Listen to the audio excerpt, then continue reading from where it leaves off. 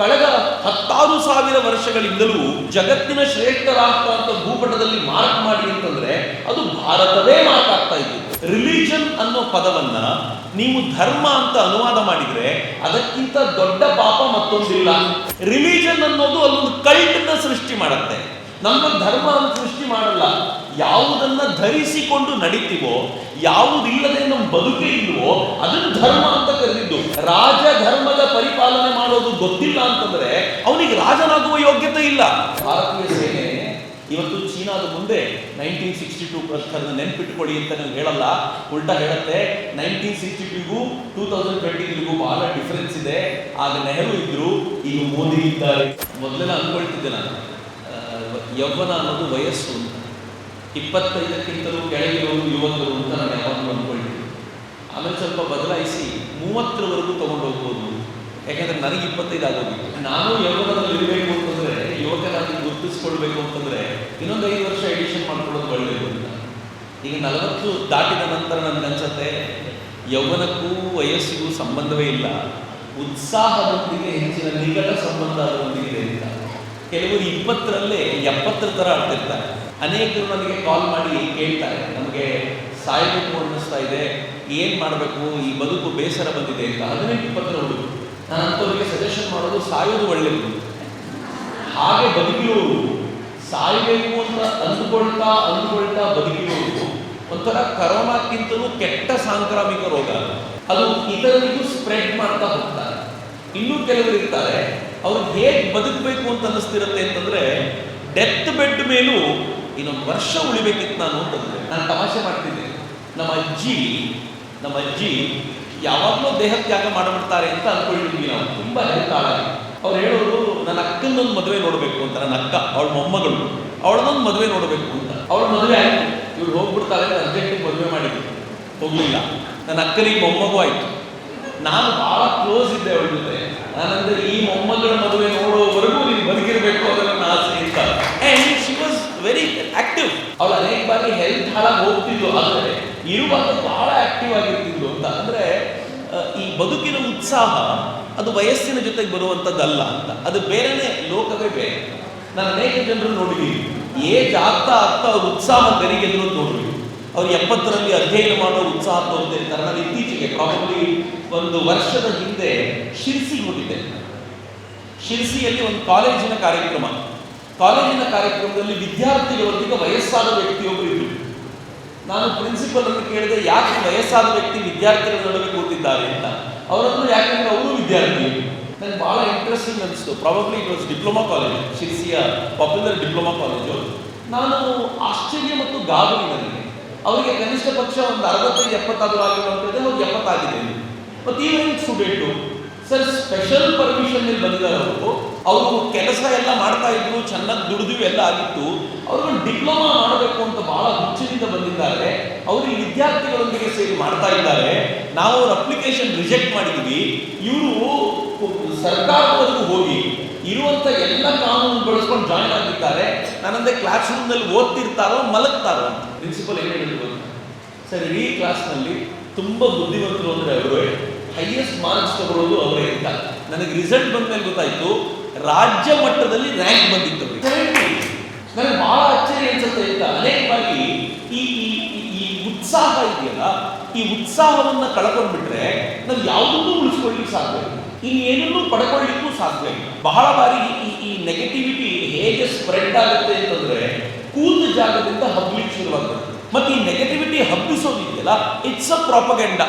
ಅದನ್ನು ಎಷ್ಟು ಸಲೀಸಾಗಿ ಮಾಡ್ಬೋದು ಅಂತಂದ್ರೆ, ಇರುವಂಥ ವ್ಯವಸ್ಥೆಯನ್ನು ಬಳಸ್ಕೊಂಡು ನಿಧಾನವಾಗಿ ಇದೊಂದು ಕೆಲಸ ಮಾಡ್ಬೋದು. ಇದನ್ನ ವಿಸ್ಪರಿಂಗ್ ಕ್ಯಾಂಪೇನ್ ಅಂತಲೂ ಕರೀತಾರೆ. ನಾನು ಸುಮ್ಮನೆ ನಿಮ್ಗೆ ಹೇಳೋದಾದ್ರೆ, ಈಗ ಒಂದು ಕ್ಯಾಂಪೇನ್ ನಡೀತಿದೆ, ಭಾರತ ಜಗತ್ತಿನ ಅತ್ಯಂತ ಶ್ರೇಷ್ಠ ರಾಷ್ಟ್ರ. ಇದು ನೆನ್ನೆ ಮೊನ್ನೆ ಆಗಿದ್ದಲ್ಲ. ಕಳೆದ 10,000 ವರ್ಷಗಳಿಂದಲೂ ಜಗತ್ತಿನ ಶ್ರೇಷ್ಠ ರಾಷ್ಟ್ರ ಅಂತ ಭೂಪಟದಲ್ಲಿ ಮಾರ್ಕ್ ಮಾಡಿ ಅಂತಂದ್ರೆ ಅದು ಭಾರತವೇ ಮಾರ್ಕ್ ಆಗ್ತಾ ಇತ್ತು. ಮುಸಲ್ಮಾನರ ಆಳ್ವಿಕೆ ಭಾರತದ ಮೇಲೆ ಆಯಿತು. ಜಗತ್ತಿನ ಶ್ರೇಷ್ಠ ರಾಷ್ಟ್ರ ಭಾರತ ಎನ್ನುವ ಹಣಪಟ್ಟಿ ಕಳಚಲಿಲ್ಲ. ಹಂಗೇನಾದ್ರೂ ಹಣೆಪಟ್ಟಿ ಕಳಚಿದ್ದಿದ್ರೆ ಕ್ರಿಶ್ಚಿಯನ್ರು ಆಕ್ರಮಣ ಮಾಡ್ತಾರೆ. ಕ್ರಿಶ್ಚಿಯನ್ರು ಆಕ್ರಮಣ ಮಾಡಿದ್ರು. ಜಗತ್ತಿನಲ್ಲಿ GDPಯಲ್ಲಿ ನಮ್ಮ ಪಾಲು ಎಷ್ಟಿತ್ತು ಗೊತ್ತಾ? ಇವತ್ತು GDPಯಲ್ಲಿ ನಿನ್ನೆ ನಮ್ಮ GDP 7.8% ಇದೆ. ಆದರೆ ಗ್ಲೋಬಲ್ GDPಯಲ್ಲಿ ನಮ್ಮ ಪಾಲು it is almost equal to 2%, not more than that. ನಾವು ಗ್ಲೋಬಲ್ GDPಯಲ್ಲಿ ನಮ್ಮ ಪಾಲು 2%. ಒಂದು ಕಾಲದಲ್ಲಿ 33% ಇದ್ವಿ. ಇವತ್ತು ನಮ್ಮ ಪಾಲು 2%ಗೆ ಬಂದಿದೆ. ಹೀಗಿದ್ರೂ ಕೂಡ ಭಾರತ ವೀಕೆಸ್ಟ್ ಕಂಟ್ರಿಯ, ಕೆಲಸಕ್ಕೆ ಬಾರದ ಕಂಟ್ರಿಯ ಅಂತ ಕೇಳಿದ್ರೆ ಹಂಗೇನೂ ಇಲ್ಲ. ಇವತ್ತು ರಷ್ಯಾ ಮತ್ತು ಉಕ್ರೇನ್ ಯುದ್ಧ ನಡೆದಾಗ ಜಗತ್ತೆಲ್ಲ ಭಾರತ ಏನು ನಿರ್ಣಯ ಕೈಗೊಳ್ಳುತ್ತೆ ಅಂತ ಕಾಯ್ಕೊಂಡು ಕೂತಿರುತ್ತೆ. ಹೆಂಗದು ಅಂದ್ರೆ ಭಾರತ ಶ್ರೇಷ್ಠವಾಗಿದೆ ಎನ್ನುವಂತ ಸಂಗತಿ ಅದು ಆವತ್ತೇನಿತ್ತೋ ಇವತ್ತು ಹಂಗೆ ಇದೆ. ಆದ್ರೆ ಮಧ್ಯ ಕೆಲವು ವರ್ಷಗಳ ಕಾಲ ಈ ದೇಶ ಹಾಳಾಗೋಗಿದೆ, ಈ ದೇಶ ವೇಸ್ಟ್ ಆಗೋಯ್ತು, ನಾವಿಲ್ಲಿ ಹುಟ್ಟಿ ನಷ್ಟ ಆಗೋಯ್ತು ಅಂತ ನಮ್ಗೆ ಅನಿಸ್ಲಿಕ್ಕೆ ಶುರುವಾಗಿತ್ತಲ್ಲ. ಈ ದೇಶದ ಕುರಿತಂತೆ ಇದ್ದಂತ ಎಲ್ಲ ಉತ್ಸಾಹಕರ ಭಾವನೆಗಳು ಸತ್ತೋಗಿತ್ತಲ್ಲ. ಯಾವತ್ತಾದ್ರೂ ಕೂತು ಯೋಚನೆ ಮಾಡಿದ್ದೀವಿ ಹೆಂಗಾಗೋಗಿತ್ತು ನಮಗೆ? ಆ ಒಂದು ನೆಗೆಟಿವ್ ಸೆನ್ಸು ನಮ್ಮೊಳಗೆ ಹುಟ್ಟಿದ್ದಾದ್ರೂ ಏಕೆ? ನಾನು ಒಬ್ಬನೇ ಕೂತಾಗ ಯಾವತ್ತೂ ಯೋಚನೆ ಮಾಡ್ತಿರ್ತೀನಿ, ಯಾಕೆ ಹಿಂಗಾಗ್ಬಿಟ್ಟಿದ್ವಿ ನಾವು? ಇವತ್ತೊಂದು ಹೆಮ್ಮೆ ಅನ್ಸುತ್ತೆ. ಇವತ್ತು ಜೂನ್ 21 ಬಂತು ಅಂತಂದ್ರೆ ನಾವೆಲ್ಲರೂ ಕೂಡ ಯೋಗ ಮಾಡ್ತೀವಿ. ಒಂದು ದಿನ ಯೋಗ ಮಾಡದೇ ಇರೋ ಮನುಷ್ಯ ಜೂನ್ 21ಕ್ಕೆ ಒಂದು 2 ನಿಮಿಷ ಪದ್ಮಾಸನದಲ್ಲಿ ಕೂತ್ಕೊಂಡು ಸೆಲ್ಫಿ ತಗೋತಾನೆ, ನಾನು ಯೋಗ ಮಾಡಿದ್ದೀನಿ ಅಂತ. ಯಾಕಂದ್ರೆ ಜಗತ್ತೆಲ್ಲ ಯೋಗ ಮಾಡುತ್ತೆ ಅಂತ. ಅದೊಂದು ಹೆಮ್ಮೆ ಇದೆಯಲ್ಲ, ಸಾಮಾನ್ಯವಾಗಿರುವಂತ ಸಂಗತಿ ಅಲ್ಲ, ಅದೊಂದು ವಿಶಿಷ್ಟವಾಗಿರುವಂತ ಸಂಗತಿ. ಬಿಡಿ, ನಿನ್ನೆ ಮೊನ್ನೆ ಅಥವಾ ಕಳೆದ ಒಂದು ವಾರದಿಂದ ಈಚೆಗೆ, ಒಂದು 10 ದಿನದ ಈಚೆಗೆ ನಾವು ಟಿವಿಯನ್ನು ನೋಡ್ತಾ ಇದ್ದೀವಿ. ನಿನ್ನೆ ಇಂಡಿಯಾ ಪಾಕಿಸ್ತಾನ ಮ್ಯಾಚ್ ಏನಾಯ್ತು ಸತ್ಯವಾಗಿಯೂ ನನಗೆ ಗೊತ್ತಿಲ್ಲ. ಆದರೆ ಬೆಳಿಗ್ಗೆ ಆದಿತ್ಯ L1 ಯಶಸ್ವಿಯಾಗಿ ಲಾಂಚ್ ಆಯಿತು ಮತ್ತು ಅದು ತನ್ನ 3 ಸ್ಟೇಜ್ ಅನ್ನು ಮೀರಿ ಪ್ರದಕ್ಷಿಣೆ ಹಾಕಲಿಕ್ಕೆ ಶುರು ಮಾಡಿತು ಎನ್ನುವ ಸುದ್ದಿ ನನಗಷ್ಟೇ ಅಲ್ಲ, ಈ ನಾಡಿನ ಮೂಲೆ ಮೂಲೆಯಲ್ಲಿರುವ ಪುಟ್ಟ ಪುಟ್ಟ ಮಕ್ಕಳಿಗೂ ಗೊತ್ತಿದೆ. ಏನ್ ಚೇಂಜ್ ಬಂದಿದೆ? ಒಂದು ಕಾಲದಲ್ಲಿ ಸ್ಟಾರ್ ಅಂತಂದ್ರೆ ಕ್ರಿಕೆಟ್ ಪ್ಲೇಯರ್ ಮಾತ್ರ, ಸಿನಿಮಾ ಸ್ಟಾರ್ಗಳು ಮಾತ್ರ, ಅವರನ್ನು ಮಾತ್ರ ಗುರುತಿಸುತ್ತಿದ್ದಂತ ಕಾಲ ಇತ್ತು. ಇವತ್ತು ಭಾರತ ಹೆಂಗಿದೆ ಅಂತಂದ್ರೆ, ಇವತ್ತು ಫ್ಲೈಟ್ ನಲ್ಲಿ ಸೋಮನಾಥ್ ಅವರು ಇಸ್ರೋದ ಅಧ್ಯಕ್ಷರು ಬಂದ್ರೆ ಅವರನ್ನ ವೆಲ್ಕಮ್ ಮಾಡ್ಲಿಕ್ಕೆ ಅಂತ ಆ ಏರ್ ಹೋಸ್ಟೆಸ್ ಬಹಳ ಪ್ರೀತಿಯಿಂದ ಎಲ್ರಿಗೂ ಹೇಳ್ತಾರೆ, ಇವತ್ತು ನಮ್ಮ ಜೊತೆ ಕೋ ಪ್ಯಾಸೆಂಜರ್ ಆಗಿ ಸೋಮನಾಥ್ ಅವರು ಇದ್ದಾರೆ, ವಿ ಆರ್ ಬ್ಲೆಸ್ಡ್. ನಮ್ಗೆ ಎಂತ ಅದ್ಭುತ ಅನ್ಸುತ್ತೆ, ಭಾರತವನ್ನು ಯಾವ ತುದಿಗೆ ತೆಗೆದುಕೊಂಡು ಹೋಗಿ ನಿಲ್ಲಿಸಿದ್ದಾರೆ, ಅವರಿಗೆ ಅಭಿನಂದನೆಗಳು ಅಂತ ಸೋಮನಾಥ್ ಅವರಿಗೆ. ಇಮ್ಯಾಜಿನ್ ಮಾಡಿದ್ರೆ ಹೋಮಿ ಜಹಾಂಗೀರ್ ಬಾಬಾ ಪಕ್ಕದಲ್ಲಿ ಕೂತಿದ್ರು ಗುರುತು ಸಿಗದೆ ಇರುವಂತ ಟೈಮ್ ಇತ್ತು ದೇಶದಲ್ಲಿ. ಆದ್ರೆ ಇವತ್ತು ಸೋಮನಾಥ್ ಅವರು ಹೋಗಿದ್ದಾರೆ ಅಂತಂದ್ರೆ ಗ್ರ್ಯಾಂಡ್ ವೆಲ್ಕಮ್ ಸಿಗುತ್ತೆ. ಪ್ರಜ್ಞಾನಾನಂದ ಚೆಸ್ ನಲ್ಲಿ ವರ್ಲ್ಡ್ ಚಾಂಪಿಯನ್ಶಿಪ್ ನಲ್ಲಿ ಸೆಕೆಂಡ್ ಬಂದ್ರೆ ಈ ದೇಶದ ಪ್ರಧಾನಿ ಸ್ಪೆಷಲಿ ಅವರನ್ನ ಕರೆಸಿಕೊಂಡು ಅವ್ರ ತಂದೆ ತಾಯಿಯರ ಜೊತೆ ಭೇಟಿ ಮಾಡಿ ಬಹಳ ಹೆಮ್ಮೆ ಆಯ್ತು ಅಂತಾರೆ. ಇಮ್ಯಾಜಿನ್ ಮಾಡಿದ್ರೆ ಭಾರತದ ಬದಲಾವಣೆ ಗಮನಿಸಿ ಹೆಂಗಿದೆ. ನಾನು ಸುಮ್ಮನೆ ಯಾವಾಗಲೂ ತಮಾಷೆ ಮಾಡ್ತಿದ್ದೆ, ಯಾರು ತುಂಬಾ ಕ್ರಿಕೆಟ್ನ ಕಡೆ ಗಮನ ಕೊಡ್ತಾರೋ ಆ ದೇಶ ಬಹಳ ಉದ್ಧಾರ ಆಗಿಲ್ಲ. ಅಮೆರಿಕನ್ ಕ್ರಿಕೆಟ್ ಆಡಲೇ ಇಲ್ಲ, ಆದ್ರೆ ಬೇರೆ ಎಲ್ಲ ಫೀಲ್ಡಲ್ಲೂ ಮುಂದಕ್ಕೆ ಹೋಗಿದ್ದಾರೆ. ಇಂಗ್ಲೆಂಡ್ ಅವರು ಕ್ರಿಕೆಟ್ ಆಡಿದ್ರು, ಅವ್ರು ನಂತರ ಚೀನಾದವರು ಕ್ರಿಕೆಟ್ ಆಡಲೇ ಇಲ್ಲ, ಅವರು ಬೇರೆದರಲ್ಲೂ ಮುಂದಕ್ಕೆ ಹೋಗ್ತಾರೆ. ನಾವು ಆಡ್ತೀವಿ, ನಾವು ಇಲ್ಲೇ ಇರ್ತೀವಿ ಅಂತ. ಆದ್ರೆ ಈಗ ನಾವು ಆಡ್ತೀವಿ, ಆದರೆ ಅದರಷ್ಟೇ ಸಾಧ್ಯವಾದರೆ ಅದಕ್ಕಿಂತ ಹೆಚ್ಚು ಒಂದು ತೂಕವನ್ನ ಇತರೆಲ್ಲದಕ್ಕೂ ಸೇರಿ ಕೊಡ್ತಿದ್ದೀವಲ್ಲ, ಉತ್ಸಾಹಭರಿತ ಹೊಸ ರಾಷ್ಟ್ರ ನಿರ್ಮಾಣ ಆಗ್ತಿದೆ ಅಂತ. ಅದೇ ನಾನು ಜೊತೆ ಹಂಚ್ಕೊಳ್ಬೇಕು ಅಂತ ಬಂದಿರೋದು. ಇವತ್ತಿನ ರಾಷ್ಟ್ರ ಉತ್ಸಾಹಭರಿತ ರಾಷ್ಟ್ರವಾಗಿದೆ ಅಂತ.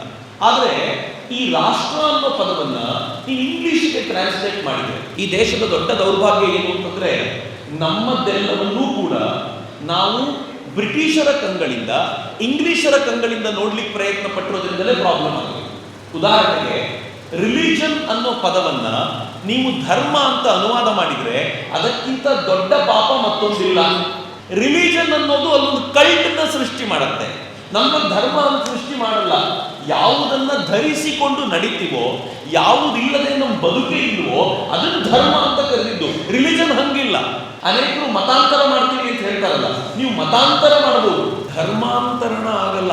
ಪರಿವರ್ತನೆ ಆಗೋದು ಹೆಂಗೆ ಗೊತ್ತೇನು? ನಮ್ಮದೊಂದು ಮಾತಿದೆ, ಈಗ ನಾನು ಪುತ್ರ ಧರ್ಮವನ್ನ ಪರಿಪಾಲಿಸ್ತೀನಿ. ನನ್ನ ತಂದೆ ಇದ್ದಾರೆ, ಅವ್ರಿಗೆ ಹುಷಾರಿಲ್ಲ ಅಂದ್ರೆ ಹಾಸ್ಪಿಟಲ್ ಕರ್ಕೊಂಡು ಹೋಗ್ತೀನಿ, ಪ್ರೀತಿಯಿಂದ ನೋಡ್ಕೊಳ್ತೀನಿ, ಪುತ್ರ ಧರ್ಮದ ಪರಿಪಾಲನೆ ಮಾಡ್ತಿದ್ದೀನಿ.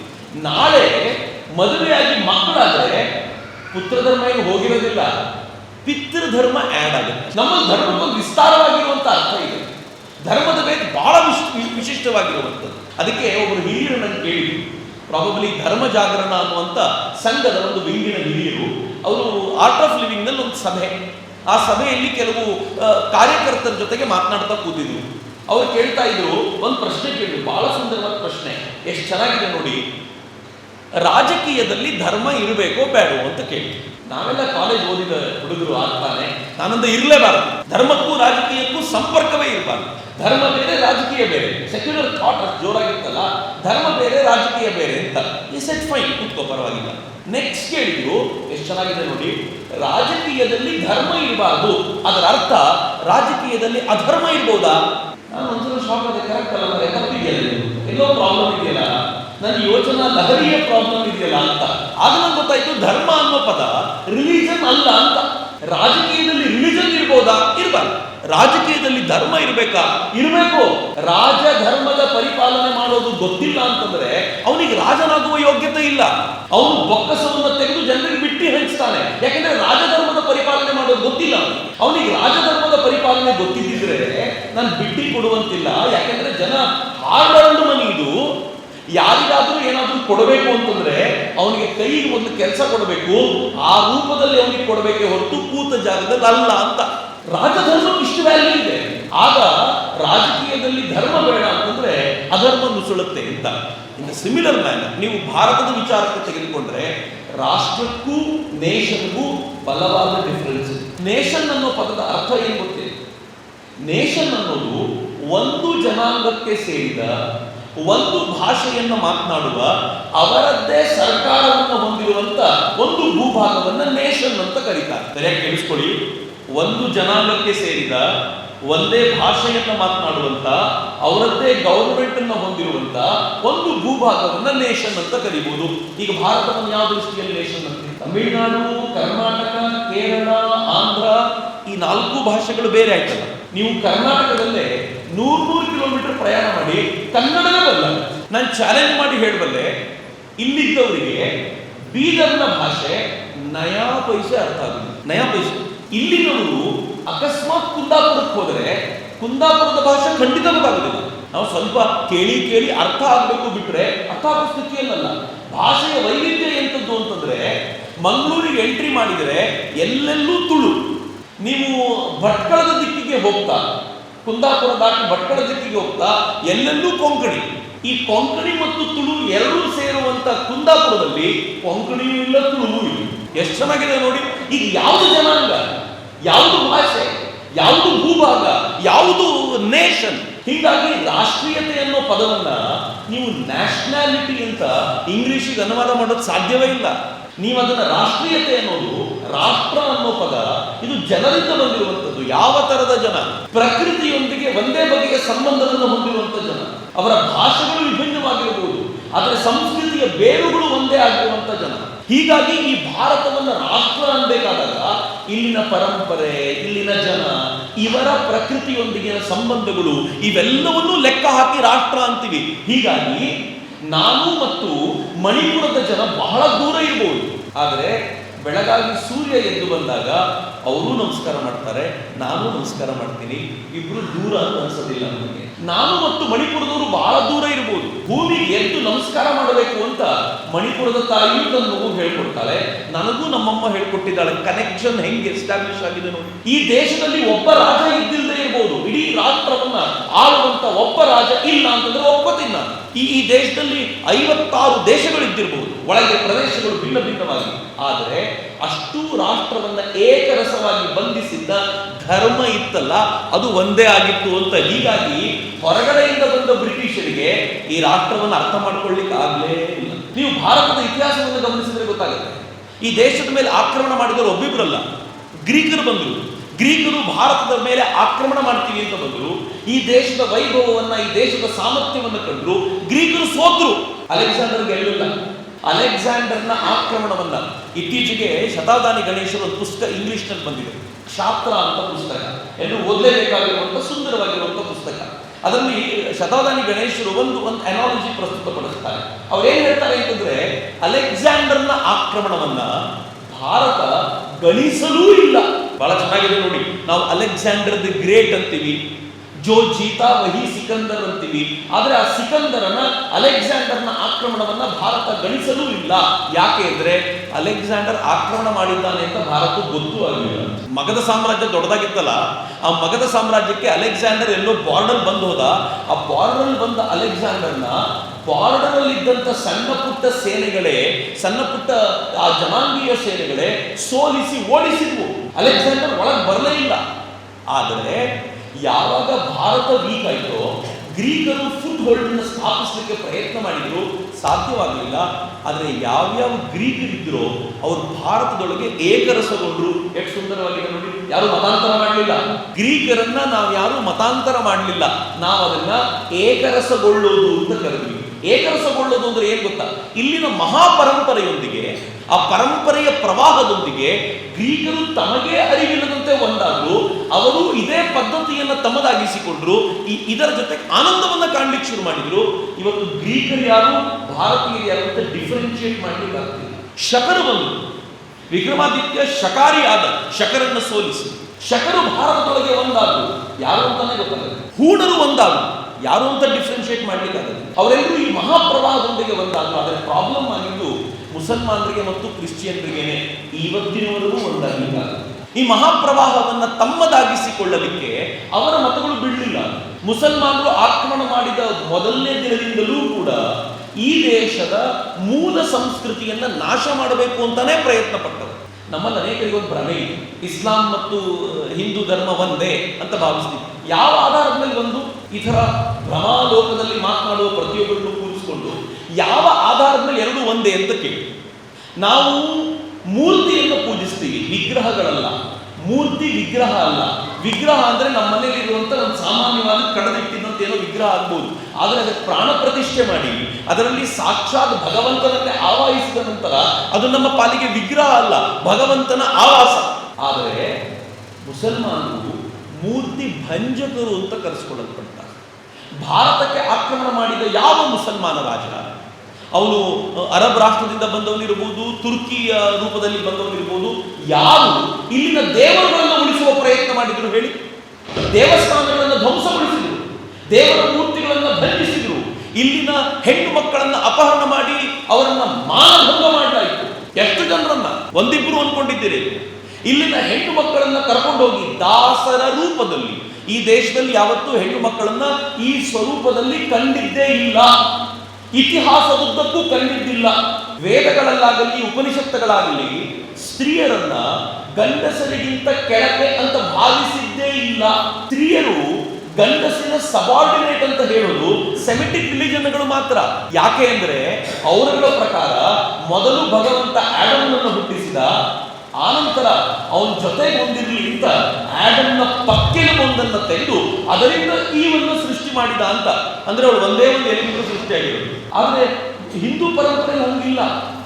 ನಾವು ಎಲ್ಲಿವರೆಗೂ ಹೇಳ್ತೀವಿ ಅಂತಂದ್ರೆ ಒಳಸುಳಿವಾತ್ಮನು ಗಂಡು ಅಲ್ಲ ಹೆಣ್ಣು ಅಲ್ಲ ಅಂತ ಎರಡನ್ನೂ ಈಕ್ವಲ್ ಆಗಿ ನೋಡುವಂತ ಈ ಸಂಪ್ರದಾಯಕ್ಕೆ ಇಸ್ಲಾಮಿನ ಆಕ್ರಮಣ ಅಬ್ಸಲ್ಯೂಟ್ಲಿ ಆಘಾತ. ನಾವು ಇಮ್ಯಾಜಿನೇ ಮಾಡಿರ್ಲಿಲ್ಲ, ಈ ಪರಿ ಆಘಾತವನ್ನು ಎಕ್ಸ್ಪೆಕ್ಟ್ ಮಾಡಿರ್ಲಿಲ್ಲ. ಆ ಆಘಾತ ಹೆಂಗಿತ್ತು ಅಂತಂದ್ರೆ ಈ ದೇಶದ ಸುಂದರವಾಗಿರುವಂತ ಹೆಣ್ಣು ಮಕ್ಕಳನ್ನ ತಮ್ಮ ತೃಷೆ ತೀರಿಸಿಕೊಳ್ಳಲು ಬಳಸಿಕೊಂಡ ಈ ಆಕ್ರಮಣಕಾರಿಗಳು ಹೋಗಬೇಕಾದ್ರೆ ಅವರನ್ನ ದಾಸರನ್ನಾಗಿ ಕರ್ಕೊಂಡು ಹೋಗ್ತಾ ಇದ್ರು. ಯಾಕೆ ಗೊತ್ತಾ? ನನ್ನ ದೇಶದ ಜನರು ಇವರನ್ನು ಅನುಭವಿಸಲಿ. ಇಲ್ಲಿರೋ ಅನೇಕರಿಗೆ ಅದನ್ನು ಜೀರ್ಣಿಸ್ಕೊಳ್ಳೋದು ಕಷ್ಟ ಆಗ್ಬೋದು. ಅಥವಾ ಚಾತುರ್ಮಾಸದ ಸಂದರ್ಭದಲ್ಲಿ ಒಳ್ಳೆ ಮಾತನ್ನು ಕೇಳಬೇಕು ಅಂತ ಬಂದ್ರೆ ಚಕ್ರವರ್ತಿ ಏನ್ ಹೇಳ್ತಿದ್ದಾರಪ್ಪ ಅಂತಲೂ ಅನ್ನಿಸ್ಬೋದು. ಆದರೆ ನನ್ನ ಮುತ್ತಜ್ಜಿ ಮೇಬಿ ಇನ್ನು ಸ್ವಲ್ಪ ದೊಡ್ಡ ಇದಿರ್ಬೋದು, ಅವರು ನನ್ನ ಪೂರ್ವಜರು ನಿಮ್ಮ ಪೂರ್ವಜರು ಅನುಭವಿಸಿದ ಸಂಗತಿಯನ್ನ ನಿಮ್ಮ ಎದುರಿಗೆ ಬಿಚ್ಚಿಡ್ತಿದ್ದೀನಿ ಅಂತ. ಆಗ ಮಾತ್ರ ಈ ರಾಷ್ಟ್ರದ ಪರಂಪರೆಯೊಂದಿಗೆ ಒಂದಾಗಲಿಕ್ಕೆ ಸಾಧ್ಯ. ಇಲ್ಲದೆ ಹೋದ್ರೆ ಅರ್ಥ ಆಗಲ್ಲ. ಸುಳ್ಳು ಹೇಳ್ಬಿಟ್ಟಿದ್ದಾರೆ ನಮಗೆ ಕಾಲಕ್ಕೆ. ಇಲ್ಲಿಂದ ಕರ್ಕೊಂಡು ಹೋಗಿ ಅರಬ್ಬರ ಸಂತೆಗಳಲ್ಲಿ ಮಾರಾಟ ಮಾಡಲಾಗ್ತದೆ ಹೆಣ್ಣು ಮಕ್ಕಳನ್ನ. ಮೊದಲು ಭಾರತೀಯ ಹೆಣ್ಣು ಮಕ್ಕಳು ದೊಡ್ಡ ಮೊತ್ತಕ್ಕೆ ಸೇಲ್ ಆಗಿದ್ದಿರ್ಬೋದು, ಹೊಸದಾಗಿ ಸಿಕ್ಕಿರಲ್ಲ, ಭೋಗಿಸ್ಲಿಕ್ಕೆ ಸಿಕ್ಕಿರಲ್ಲ. ಆದರೆ ಕಾಲಕ್ರಮದಲ್ಲಿ ಏನಾಯ್ತು ಗೊತ್ತಾ?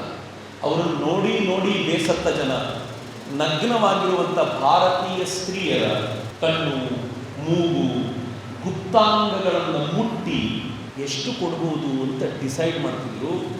ಏನೂ ಆಗಲಿಲ್ಲ ಅಂದರೆ 2 ದಿರ್ಹಾಮ್ಗಳಿಗೂ ಕೂಡ ಈ ನಾಡಿನ ಹೆಣ್ಣು ಮಕ್ಕಳನ್ನು ಮಾರಾಟ ಮಾಡಿದಂಥ ರೆಕಾರ್ಡ್ಸ್. ಇದು ಭಾರತೀಯ ಪರಂಪರೆಯ ಮೇಲೆ ಆಘಾತ. ಈ ಆಘಾತ ನಡೆಯುವಾಗ ಈ ದೇಶದ ಹೆಣ್ಣು ಮಕ್ಕಳನ್ನು ಏನು ಮಾಡಲಾಯಿತು ಅಂತಂದರೆ, ಅವರಿಗೆ ಇದ್ದಂಥ ಸ್ವಾತಂತ್ರ್ಯವನ್ನು ಕಸಿದು ಸ್ಕ್ವೀಸ್ ಮಾಡಿ ಅವರನ್ನು ಮನೆಯೊಳಗೆ ಕೂಡ ಹಾಕಲಾಯಿತು. ಹೆಣ್ಮಕ್ಳನ್ನ ಮನೆಯೊಳಗೆ ಕೂಡ ಹಾಕಿದ್ದು ಯಾವಾಗ ಅಂತ ತಿಳ್ಕೊಂಡಿದ್ದೀರಿ? ಇದೇ ಕಾಲಘಟ್ಟದಲ್ಲಿ ಬೆಂಗಳೂರಿನಲ್ಲಿ ನೀವು ಬಂದಷ್ಟು ಫ್ರೀಯಾಗಿ, ನಾನು ನೇರವಾಗಿ ಮಾತಾಡ್ತೀನಿ, ನೀವು ಬಂದಷ್ಟು ಫ್ರೀಯಾಗಿ ಉತ್ತರ ಭಾರತದ ಹೆಣ್ಣು ಮಕ್ಕಳು ಈಗಲೂ ಯಾಕೆ ಬೀದಿಗೆ ಬರಲ್ಲ, ಯಾವುದೇ ಕಾರ್ಯಕ್ರಮಗಳಿಗೆ ದೊಡ್ಡ ಮಟ್ಟದಲ್ಲಿ ಬರಲ್ಲ? ಯಾಕೆ ಬರಲ್ಲ ಅಂತಂದ್ರೆ, ಅವತ್ತಿನ ಆಘಾತದ ನೆನಪು ಇವತ್ತಿಗೂ ಜೀನ್ಸ್ ಆಗಿ ಸೇರ್ಕೊಂಡಿದೆ. ಬರೋದು ಸುಲಭ ಇಲ್ಲ, ಭಯ ಇದೆ.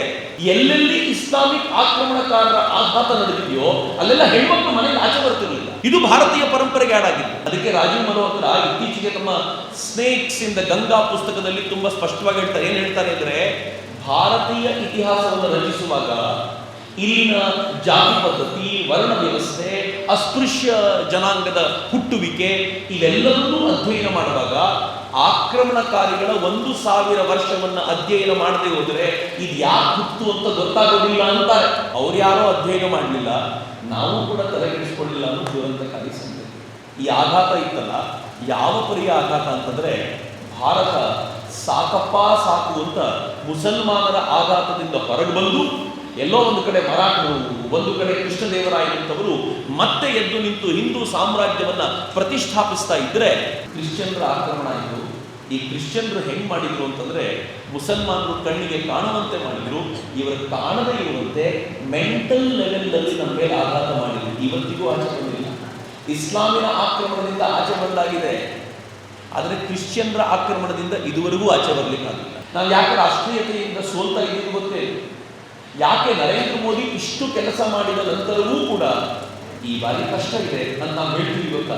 ಯಾಕೆಂದ್ರೆ ನಾವು ಕ್ರಿಶ್ಚಿಯನ್ರ ಆಕ್ರಮಣದ ಆಘಾತದಿಂದ ಇನ್ನೂ ಆಚೆಗೆ ಬಂದಿಲ್ಲ. ಭಾರತಕ್ಕೆ ಆಕ್ರಮಣ ಮಾಡಿದ ಕ್ರಿಶ್ಚಿಯನ್ರು ಈ ದೇಶದ ಸಂಪತ್ತನ್ನು ಕಂಡು, ಈ ದೇಶದ ಪರಂಪರೆಯ ವೈಭವವನ್ನು ಕಂಡು 18ನೇ ಶತಮಾನದ ಕೊನೆಯ ಭಾಗದಲ್ಲಿ ಇಲ್ಲಿನ ಸಾಹಿತ್ಯ ಇಂಗ್ಲಿಷಿಗೆ ತರ್ಜುಮೆ ಆಯಿತು. ಅದು ಭಗವದ್ಗೀತೆ ಇರ್ಬೋದು, ಅದು ಪರ್ಷಿಯನ್ರ ಝೆನ್ ಅವಸ್ಥಾ ಇರ್ಬೋದು, ಅದು ಕಾಳಿದಾಸನ ಶಾಕುಂತಲ ಇರ್ಬೋದು. ಇದೆಲ್ಲವನ್ನು ಓದ್ತಾ ಇಂಗ್ಲಿಷಿನ ಜನ ಅವರು ಗಾಬರಿಯಾಗಿ ಏನು ಹೇಳಿದ್ರು ಗೊತ್ತಾ? ಭಾರತದ ಪರಂಪರೆ, ಅಥವಾ ಇನ್ನೂ ಪ್ರಿಸೈಸ್ ಆಗಿ ಹೇಳ್ಬೇಕು ಅಂದ್ರೆ ಹಿಂದೂ ಪರಂಪರೆ ಅತ್ಯಂತ ಶ್ರೇಷ್ಠವಾದ್ದು ಅಂತ. ಇದು ಕ್ರಿಶ್ಚಿಯನ್ರಿಗೆ ಸಹಿಸಿಕೊಳ್ಳಿಕ್ಕೆ ಆಗಲಿಲ್ಲ. ಇದನ್ನು ಹೇಗಾದರೂ ಕನಿಷ್ಠ ಮಾಡ್ಲಿಕ್ಕೆ ಏನಾದರೂ ಪ್ರಯತ್ನ ಪಡಬೇಕು ಅಂತ ಆಗ ಅವರು ಹೇಳಿದ್ರು, ಹಿಂದೂ ಪರಂಪರೆ ಒರಿಜಿನಲ್ ಅಲ್ವೇ ಅಲ್ಲ, ಅದು ಆರ್ಯ ಪರಂಪರೆ. ಆರ್ಯ ಜನಾಂಗದವರು ಭಾರತೀಯರಲ್ವೇ ಅಲ್ಲ, ಅವರು ಇರಾನ್ ಭಾಗದಿಂದ ಭಾರತಕ್ಕೆ ಹೋದ್ರು, ಇರಾನ್ ಭಾಗದಿಂದ ಪಶ್ಚಿಮಕ್ಕೂ ಬಂದ್ರು. ಹೀಗಾಗಿ ಇವತ್ತು ನಮ್ಮ ಪರಂಪರೆ ಏನಿದೆಯೋ ಅದು ಆರ್ಯರಂತೆ. ಪೂರ್ವಕ್ಕೆ ಹೋಗಿರುವಂತಹ ಆರ್ಯರು ಅಲ್ಲಿನ ಮೂಲ ನಿವಾಸಿ ದ್ರವಿಡರನ್ನು ಓಡಿಸಿ ಅವರಿಡೀ ಉತ್ತರ ಭಾರತ ಹಬ್ಬಿಕೊಂಡ್ರು. ದಕ್ಷಿಣದಲ್ಲಿರೋರೆಲ್ಲ ದ್ರವಿಡರು ಅಂತ ಒಂದು ತಲೆ ಹುಳ ಬಿಟ್ಟರು. ಈ ಹುಳ ಬಿಟ್ಟಿದ್ರ ಪರಿಣಾಮ ಏನಾಯ್ತು ಗೊತ್ತಾ? ಕೇರಳ, ತಮಿಳುನಾಡು, ಆಂಧ್ರ, ಕರ್ನಾಟಕ, ಈ ನಾವು ದಕ್ಷಿಣದ ರಾಜ್ಯಗಳು, ನಾವು ದ್ರವಿಡರು.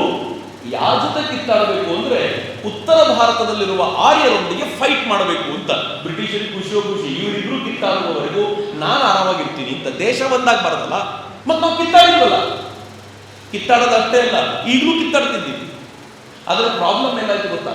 ನೀವು ಏನೇ ಕ್ವೆಶ್ಚನ್ ಪೇಪರ್ ಕೊಟ್ಟರು ಭಗವಂತ ಟ್ವಿಸ್ಟ್ ಮಾಡಿರೋ ಕ್ವೆಶ್ಚನ್ ಉತ್ತರ ಮಾಡಲಿಕ್ಕೆ ಆಗುದಿಲ್ಲ. ಫ್ರಾನ್ಸ್ ಅವ್ರು ಯಾರಿದ್ದಾರೋ ಅವರು ಗ್ರೀಕ್ ಮತ್ತು ರೋಮನ್ರ ಇಂದಿನ ಜನ. ಬ್ರಿಟಿಷರು ಇಂಡಿಯಾದ ಮೇಲೆ ಪ್ರಭುತ್ವ ಹೊಂದಿರೋರು, ಸ್ಪೇನ್ ಮತ್ತು ಪೋರ್ಚುಗಲ್ರು ಅಮೆರಿಕಾದ ಮೇಲೆ ಪ್ರಭುತ್ವ ಹೊಂದಿದ್ದಾರೆ. ಇನ್ನು ನಾವು ಜರ್ಮನಿಯಲ್ಲಿದ್ದೀರಲ್ಲ, ಇದೇ ಆರ್ಯರ ಇವತ್ತಿನ ಜನಾಂಗ ಅನ್ನೋದು. ಹೀಗಾಗಿ ಅತ್ಯಂತ ಶ್ರೇಷ್ಠ ಜನಾಂಗ ಅಂತ ಯುರೋಪ್ನಲ್ಲಿ ಯಾರಾದರೂ ಇದ್ರೆ ಅದು ಜರ್ಮನಿಯವರು ಮಾತ್ರ, ಇನ್ನೀವ್ ಯಾರೂ ಅಲ್ಲ ಅಂತ ಅವ್ರ ತಲೆ ಮೇಲೆ ಹೋಗ್ಬಿಟ್ರು. ಈ ಇಂಗ್ಲಿಷ್ ಸ್ವಲ್ಪ ಟೆನ್ಷನ್ ಶುರುವಾಯಿತು. ನಾವು ಏನೋ ಮಾಡ್ಲಿಕ್ಕೆ ಹೋಗಿ ಏನೋ ತಗಲಾಕೊಂಡಿದ್ದೀವಲ್ಲ ಅಂತ ಅವ್ರು ಹೇಗಾದ್ರೂ ಮಾಡಿ ಈ ಸಿದ್ಧಾಂತವನ್ನು ಬದಲಾಯಿಸಬೇಕು ಅಂತ ನಿರಂತರವಾಗಿ ಪ್ರಯತ್ನ ಪಟ್ಟರು. ಹೇಗಿದೆ ನೋಡಿ, ಪಶ್ಚಿಮದಲ್ಲಿ ಆರ್ಯರ ಆಕ್ರಮಣ ನಡೆದಿಲ್ಲ ಅಂತ ಹೇಳೋದು ಮತ್ತು ಭಾರತದಲ್ಲಿ ಆರ್ಯರ ಆಕ್ರಮಣ ನಡೆದಿದೆ ಅಂತ ಸೈಮಲ್ಟೇನಿಯಸ್ ಆಗಿ ಎರಡೂ ವಾದವನ್ನು ಮುಂದಿಟ್ಟು ಕೊನೆಗೆ ಎಲ್ಲಿ ಬಂದು ಗೊತ್ತಾ? ಆರ್ಯರು ಅಂದರೆ ಬೇರೆ ಯಾರೂ ಅಲ್ಲ, ಇವರು ಬ್ರಾಹ್ಮಣರು.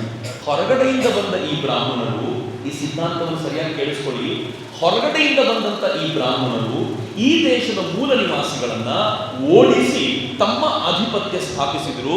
ಹೀಗಾಗಿ ಬ್ರಾಹ್ಮಣರ ಜೊತೆಗೆ ವಿರೋಧವನ್ನ ಮಾಡಿಕೊಳ್ಳುವುದು ಅದು ನಿಜವಾಗಿಯೂ ಭಾರತೀಯರ ಲಕ್ಷಣ. ಹೇಗೆ ಬ್ರಾಹ್ಮಣರು ಒಂದು ಹೇಟ್ ಮಾಡುವಂತ ಸಬ್ಜೆಕ್ಟ್ ಆದರು? ಬ್ರಾಹ್ಮಣ ಅಂದ್ರೆ ಏನು? ನಾನು ಇತ್ತೀಚೆಗೆ ಕೆಲವು ಉಪನ್ಯಾಸಗಳಲ್ಲಿ ಹೇಳ್ತಿರ್ತೀನಿ, ಬ್ರಾಹ್ಮಣ ವರ್ಣ, ನಾನು ಜಾತಿ ಬಗ್ಗೆ ಮಾತನಾಡ್ತಿಲ್ಲ, ವರ್ಣದ ಬಗ್ಗೆ ಮಾತನಾಡೋದಾದ್ರೆ ಒಬ್ರು ತುಂಬಾ ಚೆನ್ನಾಗಿ ಹೇಳ್ತಿದ್ರು, ಬಹಳ ಚೆನ್ನಾಗಿರುವಂತ ವಾಕ್ಯ, ಇಷ್ಟಪಟ್ಟು ಯಾರು ಬಡವನಾಗಿರ್ತಾನೋ ಅವನು ಬ್ರಾಹ್ಮಣ. ಇಷ್ಟಪಟ್ಟು ಬಡವನಾಗೋದು ಅಂದ್ರೆ ಏನ್ ಗೊತ್ತಾ? ಅವನಿಗೆಲ್ಲ ಸಾಮರ್ಥ್ಯವೂ ಇದೆ, ಮನಸ್ಸು ಮಾಡಿದರೆ ಕರೋಡ್ಪತಿ ಆಗ್ಬೋದು, ಆದರೆ ನನಗೆ ಕರೋಡ್ಪತಿ ಆಗಬೇಕು ಅಂತಿಲ್ಲ, ನಾನು ಸಮಾಜಕ್ಕೆ ಒಳಿತನ್ನ ಮಾಡಲಿಕ್ಕೆ ಹೀಗೆ ಇರ್ತೀನಿ ಅಂತ ಯಾರು ಭಾವಿಸ್ತಾನೋ ಅವನು ಬ್ರಾಹ್ಮಣ ಅಂತ. ಏನ್ ಸುಂದರವಾಗಿರುವಂತ ವ್ಯಾಖ್ಯಾನ. ಇದರ ಮುಂದುವರಿದ ಭಾಗವಾಗಿ ಬ್ರಾಹ್ಮಣನಿಗೆ ಒಂದು ಚೌಕಟ್ಟಿತ್ತಲ್ಲ, ನೆನ್ಪಿಟ್ಕೊಳ್ಳಿ, ವರ್ಣದಲ್ಲಿ ಹೈಯೆಸ್ಟ್ ಬ್ರಾಹ್ಮಣ, ಸೆಕೆಂಡ್ ಕ್ಷತ್ರಿಯ, ಮೂರನೇದು ವೈಶ್ಯ, ನಾಲ್ಕನೇದು ಶೂದ್ರ ಅಂತ ಎಲ್ಲೂ ಇಲ್ಲ. ಆದರೆ ಚೌಕಟ್ಟುಗಳಲ್ಲಿ ಅತ್ಯಂತ ಹೆಚ್ಚು ಚೌಕಟ್ಟು ಬ್ರಾಹ್ಮಣನಿಗೆ.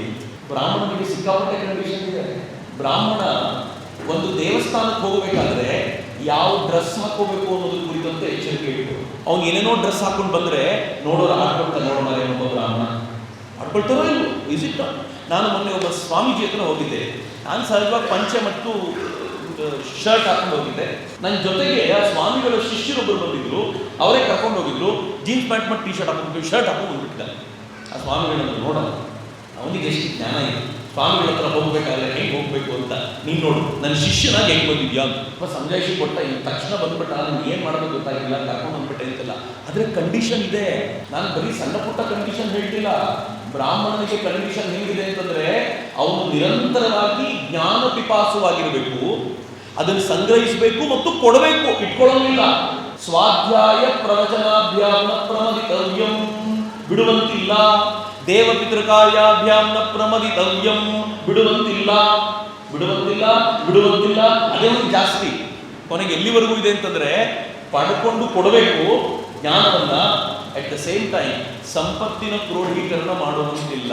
ಕಂಡೀಷನ್ ಇದೆ ನಮಗೆ. ಈ ವರ್ಣದವನಾಗಲಿಕ್ಕೆ ಕಂಡೀಷನ್ ಇದೆ ಅಂತ ಅಂದ್ರೆ, ಅತ್ಯಂತ ಹೆಚ್ಚು ಕಂಡೀಷನ್ ಯಾರು ಹಾಕೊಳ್ತಾನೋ ಅವನು ವರ್ಣದಲ್ಲಿ ಮೇಲಕ್ಕೆ ಹೋಗ್ತಾನೆ. ಯಾರಿಗೆ ಕಂಡೀಷನ್ಗಳಿಲ್ವೋ ಕೆಳಗೆ ಬರ್ತಾ ಹೋಗ್ತಾನೆ ಅಂತ ಈ ಕಲ್ಪನೆ ಇತ್ತು ಭಾರತದಲ್ಲಿ. ಆದರೆ ಎಷ್ಟು ಚೆನ್ನಾಗಿ ಬ್ರಾಹ್ಮಣ ವರ್ಸಸ್ ಇತರೆ ಜನಾಂಗವನ್ನ ರೆಡಿ ಮಾಡಿ ನಿಲ್ಲಿಸ್ಬಿಟ್ರು ಅಂತಂದ್ರೆ, ಕಾಲಕ್ರಮದಲ್ಲಿ ನಮಗೆ ಅರಿವಿಲ್ಲಂತೆ ಭಾರತವನ್ನ ಡಿವೈಡ್ ಮಾಡಲಿಕ್ಕೆ ಬೇಕಾಗಿರುವಂತ ಅಷ್ಟೂ ಸರಕನ್ನು ಅವ್ರು ವ್ಯವಸ್ಥೆ ಮಾಡಿ ಕೊಟ್ಟರು. ಬರೀ ಇಷ್ಟಕ್ಕೆ ಮುಗಿಲಿಲ್ಲ, ಇನ್ನು ಮುಂದುವರೆದು ಎಲ್ಲಿ ಹೋದ್ರು ಅಂತಂದ್ರೆ, ಈ ಪರಂಪರೆಯನ್ನ ಧಿಕ್ಕರಿಸುವ ಜನಾಂಗವನ್ನು ಸೃಷ್ಟಿ ಮಾಡಿ. ಭಾರತೀಯ ಪರಂಪರೆ ಧಿಕ್ಕರಿಸೋದು ಏನು ಗೊತ್ತಾ? ಇಲ್ಲಿನ ಜನಾಂಗವನ್ನು ಧಿಕ್ಕರಿಸೋದು, ಇಲ್ಲಿನ ಜನರನ್ನ ಧಿಕ್ಕರಿಸೋದು, ಕೊನೆಗೆ ವೇದ ಸಂಸ್ಕೃತಿಯನ್ನು ಧಿಕ್ಕರಿಸಿ ಭಾರತವನ್ನು ಬೈಯುವಂತ ಜನಾಂಗವನ್ನ ಸೃಷ್ಟಿ ಮಾಡಬೇಕು ಅಂತ ಪ್ರಯತ್ನ ಪಟ್ಟರು. ದುರದೃಷ್ಟಕರ ಸಂಗತಿ ಬಿಟ್ಟರೆ ಇವತ್ತಿನ ಕಾಲಘಟ್ಟದಲ್ಲಿ ಈ ತರದ ದೊಡ್ಡ ಪಡೆಯೇ ನಿರ್ಮಾಣ. ಅವರಿಗೆ ಎಷ್ಟು ಖುಷಿಯಾಗುತ್ತೆ ಅಂತಂದ್ರೆ, ಭಾರತವನ್ನು ಬೈಯೋದಕ್ಕೆ ಎಲ್ಲ ಅವಕಾಶವನ್ನು ಕಾಯ್ತಾ ಕೂತಿರ್ತಾರೆ, ಆ ಕೆಲಸವನ್ನು ಮಾಡ್ತಾ ಇರ್ತಾರೆ. ಇಂಥ ಹೊತ್ತಲ್ಲಿ ನಾವು ಜೊತೆಗೂಡಿ ಮಾಡಬೇಕಾಗಿರುವಂಥ ಒಂದು ದೊಡ್ಡ ಕೆಲಸ ಅಂತಂದ್ರೆ, ಈ ಭಾರತದ ಆ ಮೌಲ್ಯವನ್ನ, ಈ ಭಾರತದ ಆ ಘನತೆಯನ್ನ ಪುನರ್ಸ್ಥಾಪಿಸಲಿಕ್ಕೆ ನಮ್ಮ ಕೊಡುಗೆ ಏನು ಕೊಡಬೇಕಾಗಿದೆ. ಯಾವತ್ತು ನಮ್ಮ ಕೊಡುಗೆ ಶೂನ್ಯವಾಗುತ್ತೋ ಅವತ್ತು ಭಾರತ ಕಳೆದೋಗ್ತದೆ.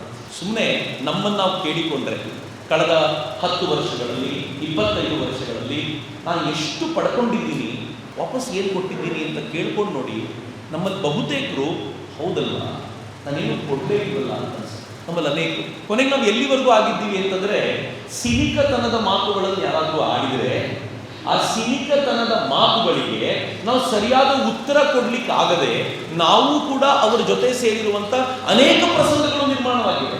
ಇವತ್ತಿನ ಭಾರತ ಹೆಂಗಿದೆ ಗೊತ್ತೇನು? ಜಗತ್ತಿನ ಮೂಲೆ ಮೂಲೆಯ ಜನ ಭಾರತಕ್ಕೆ ಗೌರವವನ್ನು ಸಮರ್ಪಿಸ್ತಾ ಇದ್ದಾರೆ ಅನ್ನೋದು ನಮ್ಗೆ ಗೊತ್ತಿದೆ. ಇವತ್ತು ಭಾರತ ಆರ್ಡಿನರಿ ರಾಷ್ಟ್ರವಾಗಿಲ್ಲ. 10 ವರ್ಷಗಳ ಹಿಂದೆ ಭಾರತವನ್ನ ಕಂಪೇರ್ ಮಾಡುವಾಗ ಪಾಕಿಸ್ತಾನದೊಂದಿಗೆ ಕಂಪೇರ್ ಮಾಡಿ, ಪಾಕಿಸ್ತಾನ ನೋಡಿ ಹೆಂಗಿದೆ, ನಾವು ಭಾರತ ನೋಡಿ ಹೆಂಗಿದ್ದೀವಿ ಅಂತ ಮಾತನಾಡ್ತಿದ್ವಿ. 10 ವರ್ಷಗಳ ಹಿಂದೆ ಮಾತನಾಡುವಾಗ ಭಾರತದ ಮೇಲೆ ಪಾಕಿಸ್ತಾನ ಛದ್ಮ ಯುದ್ಧ ಮಾಡಿದ್ರೆ ನಮಗೆ ಕಂಟ್ರೋಲ್ ಮಾಡ್ಲಿಕ್ಕೆ ಆಗ್ತಿರ್ಲಿಲ್ಲ, ಕಣ್ಣೀರಾಗ್ತಿಲ್ಲ. ಈ ದೇಶದ ಸಂಸತ್ತಿನ ಮೇಲೆ ಪಾಕಿಸ್ತಾನಿಯರು ದಾಳಿ ಮಾಡಿದ್ರು. ನಮ್ಮ ಹಾರ್ಟ್, ದೇಶದ ಹೃದಯ ಭಾಗದ ಮೇಲೆ ಪಾಕಿಸ್ತಾನಿಯರು ದಾಳಿ ಮಾಡಿದ್ರು. ಕಾಶ್ಮೀರದ ಮೇಲೆ ನಿರಂತರವಾಗಿ ಪಾಕಿಸ್ತಾನಿಯರು ದಾಳಿ ಮಾಡ್ತಿದ್ರು. ಈ ದೇಶದ ಮೂಲೆ ಮೂಲೆಗಳಲ್ಲಿ ಭಯೋತ್ಪಾದಕರು ಚಟುವಟಿಕೆ ನಡೆಸ್ತಿದ್ರು. ಮೊದಲು ಭಯೋತ್ಪಾದನೆ ಕಾಶ್ಮೀರ ಅನ್ನಿಸ್ತಿತ್ತು ನಮ್ಗೆ, ಅಲ್ಲಿದೆ ಅಂತ. ಮುಂಬೈಗೆ ಬಂದು, ಮುಂಬೈ ಅಂದ್ರೆ ಬೆಂಗಳೂರಲ್ಲಿ ಸೀರಿಯಲ್ ಬ್ಲಾಸ್ಟ್ ಮಾಡಿದ್ರು. ಬೆಂಗಳೂರಲ್ಲಿ ಸೀರಿಯಲ್ ಬ್ಲಾಸ್ಟ್ ಆಯ್ತಲ್ಲ ಅಂದ್ರೆ ಮಂಗಳೂರಲ್ಲಿ ಕುಕ್ಕರ್ ಬಾಂಬ್ ತಗೊಂಡ್ಬಂದ್ರು. ಅಂದ್ರೆ ಹತ್ರಕ್ಕೆ ಮನೆ ಪಕ್ಕಕ್ಕೆ ಬರ್ಲಿಕ್ಕೆ ಶುರುವಾಯ್ತು. ಆದ್ರೆ ಇವತ್ತಿನ ಭಾರತ ಹೇಗಿದೆ ಗೊತ್ತಾ? ನಾನು ಮೊನ್ನೆ ಸುಮ್ಮನೆ ಒಂದು ಸ್ಟೇಟ್ಮೆಂಟ್ ಹಾಕಿದೆ. ನಮ್ಮ ರಾಜ್ಯ ಸರ್ಕಾರ ಪದೇ ಪದೇ ಫ್ಯಾಕ್ಟ್ ಚೆಕ್ ಮಾಡ್ತೀವಿ ಅಂತ ಹೇಳ್ತಾರೆ. ನಾನು ಸುಮ್ಮನೆ ಒಂದು ಹಾಕಿದೆ. ಪಾಕಿಸ್ತಾನದಲ್ಲಿ 1 ಲೀಟರ್ ಪೆಟ್ರೋಲ್ಗೆ 305 ರೂಪಾಯಿ ಆಗಿದೆ, 305 ರೂಪೀಸ್. ಪಾಕಿಸ್ತಾನದಲ್ಲಿ 1 ಲೀಟರ್ ಡೀಸೆಲ್ಗೆ ನಾನು ನೋಡಿದ ರಿಪೋರ್ಟ್ 295 ರೂಪಾಯಿ ಇತ್ತು. ಈಗಿನ ರಿಪೋರ್ಟ್ 318 ರೂಪಾಯಿ ಪರ್ ಲೀಟರ್ ಡೀಸೆಲ್. ನಾನು ಸುಮ್ಮನೆ ಹಾಕಿ ಇಲ್ಲಿನ IT ಮಿನಿಸ್ಟ್ರಿಗೆ ಟ್ಯಾಗ್ ಮಾಡಿ, ಸರ್ ಸ್ವಲ್ಪ ಫ್ಯಾಕ್ಟ್ ಚೆಕ್ ಮಾಡ್ತೀರಾ ಅಂತ ಕೇಳಿ. ಚೆಕ್ ಮಾಡಿಕೊಡ್ರು, ಹೌದು ಅಲ್ವೋ ಹೇಳೋಣ ಅಂತ. ಮಜಾ ಏನು ಗೊತ್ತಾ, ಅನೇಕ ಕಾಂಗ್ರೆಸ್ ಇದ್ರು ನನಗೆ ಟ್ವೀಟಲ್ಲಿ ರಿಪ್ಲೈ ಮಾಡಿದ್ರು, ಪಾಕಿಸ್ತಾನ ಜೊತೆ ಯಾಕೆ ಕಂಪೇರ್ ಮಾಡ್ತೀರಾ ಅಂತ. ನನಗೆ ಬಹಳ ಖುಷಿ ಆಯಿತು. 10 ವರ್ಷದಿಂದ ಇದೇ ಪಾಕಿಸ್ತಾನ ಜೊತೆ ಕಂಪೇರ್ ಮಾಡ್ತಿದ್ದು ಭಾರತನ. ಇವತ್ತು ಭಾರತ ಎಲ್ಲಿಗೆ ಬಂದಿದೆ ಅಂತಂದ್ರೆ ನೀವು ಯಾಕೆ ಅದ್ರ ಜೊತೆ ಕಂಪೇರ್ ಮಾಡ್ತೀರಾ ಅಂತ. Of course I agree. ನಾನು ಪಾಕಿಸ್ತಾನ ಜೊತೆಗೆ ಯಾವತ್ತೂ ಕಂಪೇರ್ ಮಾಡ್ಲಿಕ್ಕೆ ಇಷ್ಟಪಡ. ನಾನು ಭಾರತವನ್ನು US ಜೊತೆ ಕಂಪೇರ್ ಮಾಡ್ಲಿಕ್ಕೆ ಇಷ್ಟಪಡ. ನಮ್ಮ ರೋಡ್ಸ್ ಹೆಂಗಿದೆ ಅಂತಂದ್ರೆ US ಸ್ಟ್ಯಾಂಡರ್ಡ್ಸ್ ಇದೆ. ಜಗತ್ತಿನಲ್ಲಿ ಅತಿ ಹೆಚ್ಚು ರೋಡ್ ನೆಟ್ವರ್ಕ್ ಹೊಂದಿರುವಂತಹ ರಾಷ್ಟ್ರ US. ಸೆಕೆಂಡ್ ಇದ್ದಿದ್ದು ಚೀನಾ. ಭಾರತ ಎಲ್ಲಿತ್ತೋ ಗೊತ್ತಿಲ್ಲ, ಇವತ್ತು ಭಾರತ ಸೆಕೆಂಡ್ ಬಂದು ನಿಂತಿದೆ. ಅತ್ಯಂತ ಹೆಚ್ಚು ಜಾಲ ನಮ್ದಿದೆ. I compare with China. ನಾನಿವತ್ತು ಬೇರೆ ರಾಷ್ಟ್ರಗಳ ಜೊತೆ ಕಂಪೇರ್ ಮಾಡ್ಲಿಕ್ಕೆ ಇಷ್ಟಪಡಲ್ಲ. ಆದರೆ ಕೆಲವರಿಗೆ ಪಾಕಿಸ್ತಾನ ಜೊತೆ ಕಂಪೇರ್ ಮಾಡೋ ರೂಢಿ ಇತ್ತಲ್ಲ, ಅವ್ರಿಗೆ ಇದನ್ನು ಮುಖಕ್ಕೆ ಹಿಡಿದ್ರೆ ಯಾಕೆ ಪಾಕಿಸ್ತಾನ ಜೊತೆ ಕಂಪೇರ್ ಮಾಡ್ತೀರಾ ಅಂತ. ಹೆಂಗಿದೆ ನೋಡಿ ಪರಿಸ್ಥಿತಿ. ಪಾಕಿಸ್ತಾನ ಹೆಂಗಿದೆ ಗೊತ್ತೇ ಇವತ್ತು? ಭಾರತದ ಮೇಲೆ ಯುದ್ಧ ಮಾಡೋದಿರಲಿ, ತನ್ನ ಸೈನಿಕರನ್ನ ಕೊಲ್ತಾ ಇರುವ ತೆಹರಿಕೆ ತಾಲಿಬಾನ್ ಪಾಕಿಸ್ತಾನಿಯರನ್ನ ಕಂಟ್ರೋಲ್ ಮಾಡಲಿಕ್ಕೆ ಕೆಪಾಸಿಟಿ ಇಲ್ಲದ ಹೀನ ದೀನ ಕೃಪಣ ದರಿದ್ರ ರಾಷ್ಟ್ರವಾಗಿದೆ ಪಾಕಿಸ್ತಾನ. ನಿನ್ನೆ ಮೊನ್ನೆ 9 ಜನ ಪಾಕಿಸ್ತಾನಿ ಸೈನಿಕರನ್ನ TTPಯವರು ರಸ್ತೆಯಲ್ಲಿ ಕೊಂದಿದ್ದಾರೆ. Video is available. ಅಫ್ಕೋರ್ಸ್ ಯಾವ ಸೈನಿಕ ಸತ್ತಾಗಲೂ ಬೇಜಾರಾಗುತ್ತೆ ನಿಜ. ಆದರೆ ಇಂಟೆನ್ಷನಲಿ ಭಾರತೀಯರನ್ನು ಕೊಲ್ತಿದ್ರಲ್ಲ ಅವರು, ಇವತ್ತು ಮನೆಯೊಳಗಿನ ಭಯೋತ್ಪಾದಕರೇ ಅವರನ್ನ ಕೊಂದು ಬಿಸಾಕ್ತಾ ಇದ್ದಾರೆ. ಶಿಯಾ ಸುನ್ನಿಗಳ ಗಲಾಟೆ ಶುರುವಾಗೋಗಿದೆ. ಅದನ್ನ ಕಂಟ್ರೋಲ್ ಮಾಡಲಿಕ್ಕೆ ಮಿಲಿಟರಿಯನ್ನು ಕರೆಸ್ಕೊಂಡಿದೆ ಖೈಬರ್ ಪಖ್ತೂನ್ಖ್ವಾ ಏರಿಯಾ. ಅಂದ್ರೆ Pakistan is gone to dogs. ಪಾಕಿಸ್ತಾನದ ಫಾರಿನ್ ರಿಸರ್ವ್ ಎಷ್ಟಿದೆ ಗೊತ್ತಾ? $4 billion, less than $5 billion. Less than $5 billion ಏನು ಇವರು ಹೇಳ್ತಿದ್ದಾರೋ ಅಷ್ಟು ದುಡ್ಡು ಹೊಂದಿರುವಂತ ಶ್ರೀಮಂತರೇ ಇದ್ದಾರೆ ಭಾರತ. ಅವ್ರ ಹತ್ರ ಅಷ್ಟು ಫಾರಿನ್ ಎಕ್ಸ್ ರಿಸರ್ವ್ ಇಲ್ಲ. ಭಾರತದ ಫಾರಿನ್ ಎಕ್ಸ್ ರಿಸರ್ವ್ ಎಷ್ಟಿದೆ ಗೊತ್ತಾ? $600 ಬಿಲಿಯನ್. ಅದು ರೇಸ್ ಆಗ್ತಾನೆ ಇದೆ, ಕಡಿಮೆ ಆಗುವ ಲಕ್ಷಣವೇ ತೋರಿಸ್ತಿಲ್ಲ. ಹಿಂಗಾಗಿ ಜಗತ್ತು ಹೇಳುತ್ತೆ, IMF ಹೇಳುತ್ತೆ, ಅಮೆರಿಕ ಕೂಡ ರಿಸೆಷನ್ಗೆ ಹೋಗ್ಬಹುದು after corona.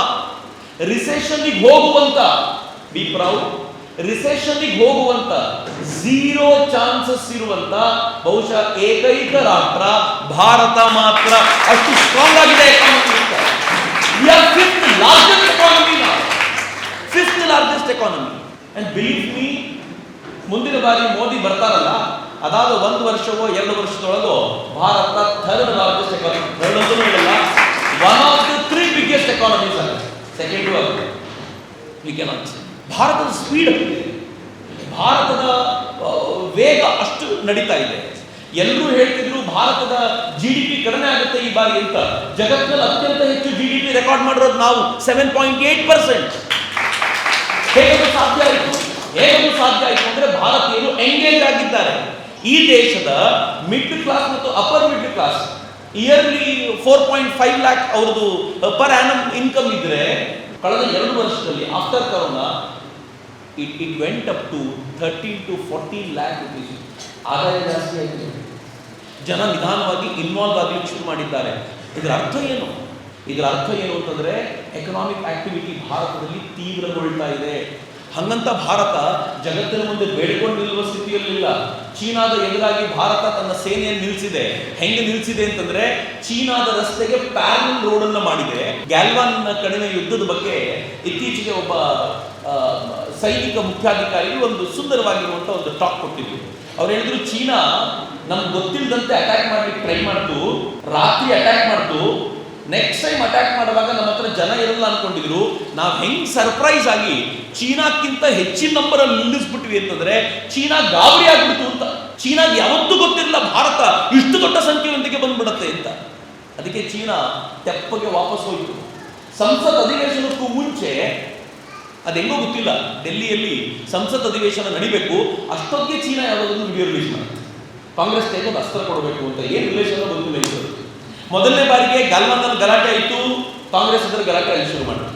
Second time China ಒಂದು ವಿಡಿಯೋ ರಿಲೀಸ್ ಮಾಡ್ತು, ಭಾರತೀಯರನ್ನ ಹೊಡಿತಾ ಇರೋದು, ಅಟ್ಟಿಸ್ಕೊಂಡು ಬಂದಿರೋದು, ಒಳಗೆ ಬಂದಿರೋದು ಎಲ್ಲ ವಿಡಿಯೋ ರಿಲೀಸ್ ಮಾಡ್ತು.